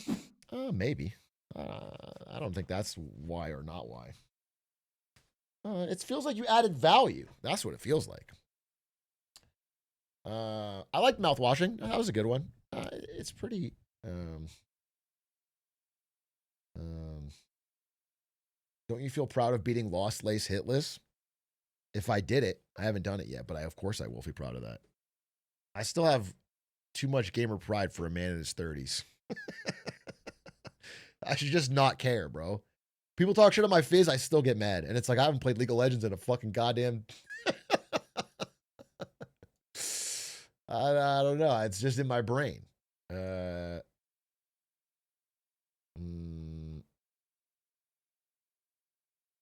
it's a balance. It's a balance. Anyway, I feel solid about the way I'm doing it now, but not so much the last half of this month. I feel like my thing has been off, but that's only because I feel unhealthier. Honestly, I'm very excited for 2026, the year of fucking health. I'm going all in. I'm setting a real goal. 2026, I'm grinding it. Year of health, bro. I'm seriously going all in on it, and we're gonna fucking see how. Why wait? Well, the number one reason why wait is because I have to hit my first goal, which is I want to get a clip every day, and I want to feel good about the clip, and so that's taking up a lot of my time right now. But then I'm mahaing in 2026. Carrot juice and steroids. Running or weights, both. I mean, it's going to be basketball for cardio, but I want to do basketball. I'm going to try and get a basketball trainer for real. I'm going to try and work out 3 or 4 times a week consistently, do something active every day, sleep 8 hours, same time every night. I'm going to try to go fucking all, like really, and make that my only goal more than any content thing. Because I think I have a sinking feeling, or this, not sinking feeling, this promising feeling that if I do that, I will end up feeling better and having more time for content. Although I'm not sure about that. I also need to change my process because like I've read more books this year than I've read in maybe any year. And every time I finish a book, I go, I'm going to make a video on that. And then I don't. And then I fucking don't. I just don't. There's something that I just move on to the next book and keep reading. And like sometimes I'll throw a little line from it in a clip, but I don't actually make a video. And I really do need to do that. And I'd like to, because I think there's cool ideas in there. This is a fire goal, but hard to stay consistent. I mean, I'll just say, bro, I set a goal this year for the clips, and we did it so far. We're in November. We'll get there. With 8-ish. I think I can do it. I think it's a goal I could hit. If I have one big goal, usually I can hit it.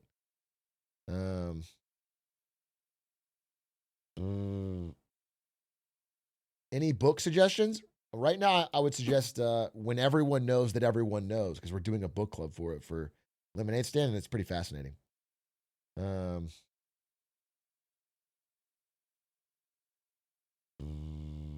said you would stream 10 days in a row. Yeah, but the mini goals, they don't stick. I say a lot of shit on this stream that is not true. When it comes to fucking shit I'm going to do tomorrow. It's the big goal that I set like at the beginning of the year. That shit I stick to. And I want to set a goal around health next year and really stick to it. And that's not, when I'm saying it, I'm not lying. You know, I have a personality problem for a long time, well before I was a streamer, where I see the future very rosily and I underestimate conflicts that will happen. Like if I like for example, I'm like, I'll be there in 20. I'm imagining that I leave instantly, that there's no traffic, that everything works out great. And like the real world never works out that way, and I always get there 15 minutes later. It's like, that's what I should just say the more honest number. But in my mind, it's like, it's all going to work out. It's all going to work out. And it, you know, that's just how I think of it. And yeah, it's something that's definitely got to work on for sure. 100%. But it also, it's a good way to view the world. I just generally think most things will work out. That's how I think about most things. I generally got a smile about most things. Okay? All right, let's watch the end of this. Popular for shitting on his chat. Hassan every 5 minutes is pulling up someone, yelling at them and banning them. Anyway, I don't like streaming. He's got a big enough chat to do that, bro. If I ban people at that same rate, I'd have like 8 guys left in here. Even when I yell at someone, I just fucking time them out, bro. I need, if you're a sub, I can't afford to be tossing out subs into the fucking garbage. But one day I will stream 8 hours a day for like a month, just to put my money where my mouth is and do it and verify if it's satanic or if I'm just biased against streamers. But interestingly enough, Hassan immediately after basically calling me retarded says he's like, but I doubt he's that stupid. I think he's actually he's had some funny moments on that issue at least, so I don't know if he's like that. And it's like, actually, I've seen some of his stuff about Palestine. It's pretty good. It's pretty good. Like, immediately walks it back. And it makes me feel like, these people are just constantly under attack. They are villainized constantly. The vast majority of people hate them, and they have a really small in-group, which is sort of like a cult-like following that rushes to defend them as soon as anything is said that could even be interpreted. When am I going to get that? When am I going to get that? The closest you get to my group, the more you call me bald.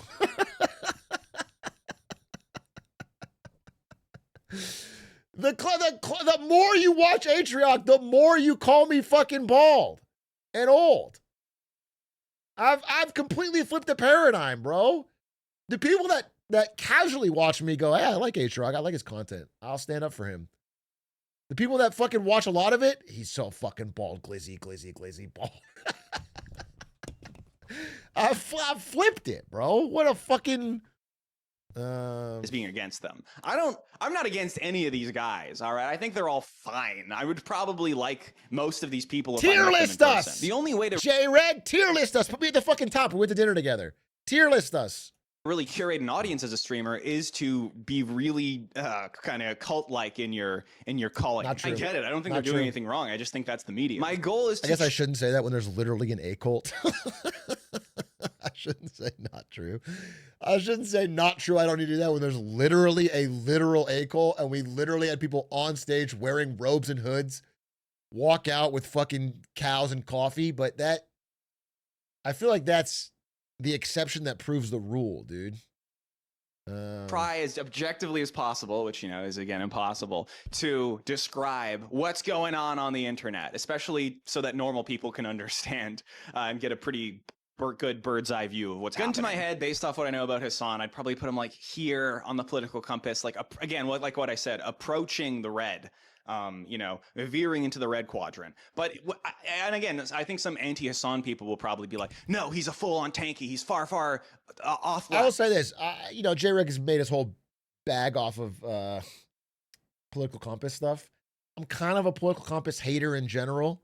I think it's really reductive as a way to describe human beings.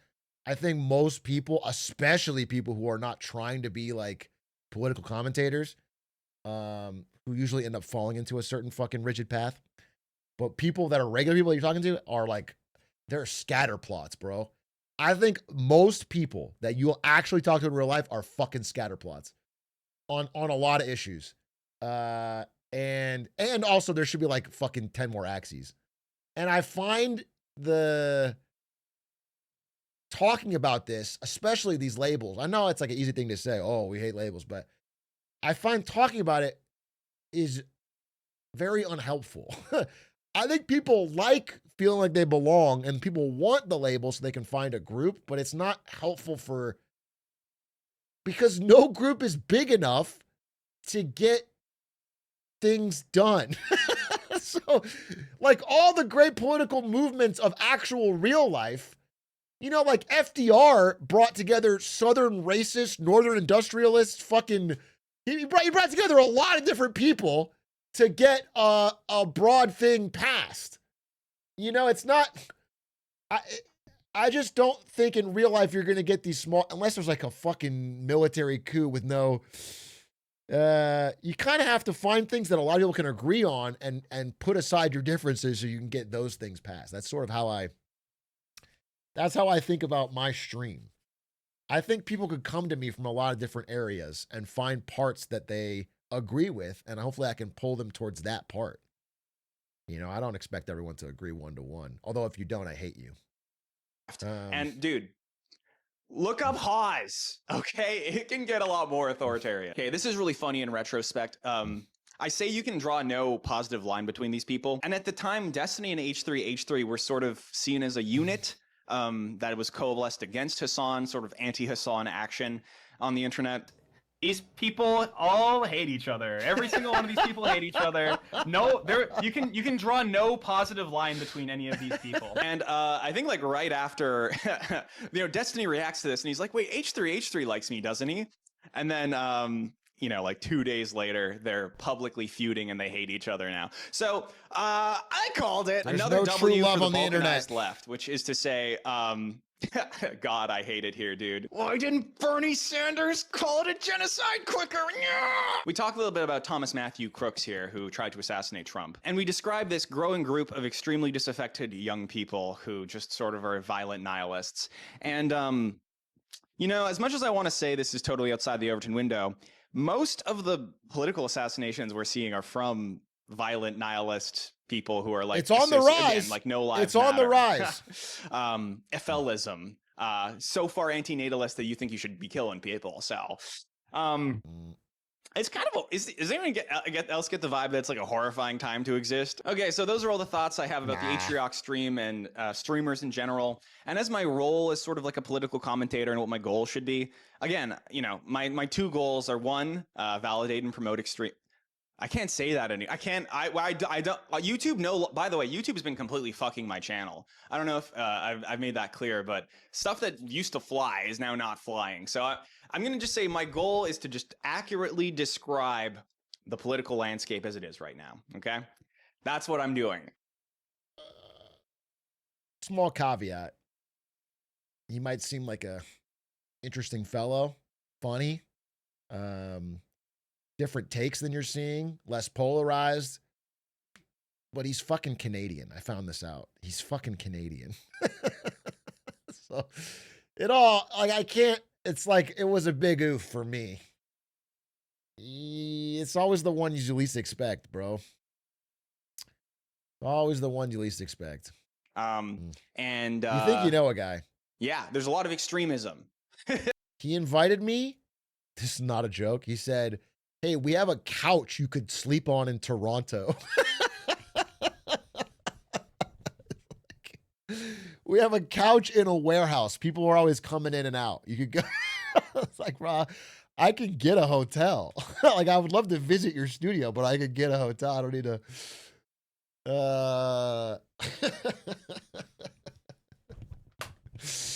True Canadian hospitality. Yeah, it's like a communal couch. That's all I'll say. That's all I can say. But it's not even like his couch. It's like a couch in a warehouse. Yeah. In terms of what I should do for like using examples, the problem is like these. I guess that's like as a compliment because he thinks I'm in my 20s or something. That's a very 20s thing to say to someone. To be like, yo, I got a couch in a warehouse you can sleep on. I was like, bro, I have a 401k now. I've got gold in a vault. I'll pay for a Hilton downtown Toronto, bro. All right. Well, that was a funny video. That was a hoot. Let's well, you know what? It's 9 o'clock, and I really do want to take part in this party. I'm sorry, guys. I wanted to go live for a bit and yippity yap. Is tomorrow Saturday?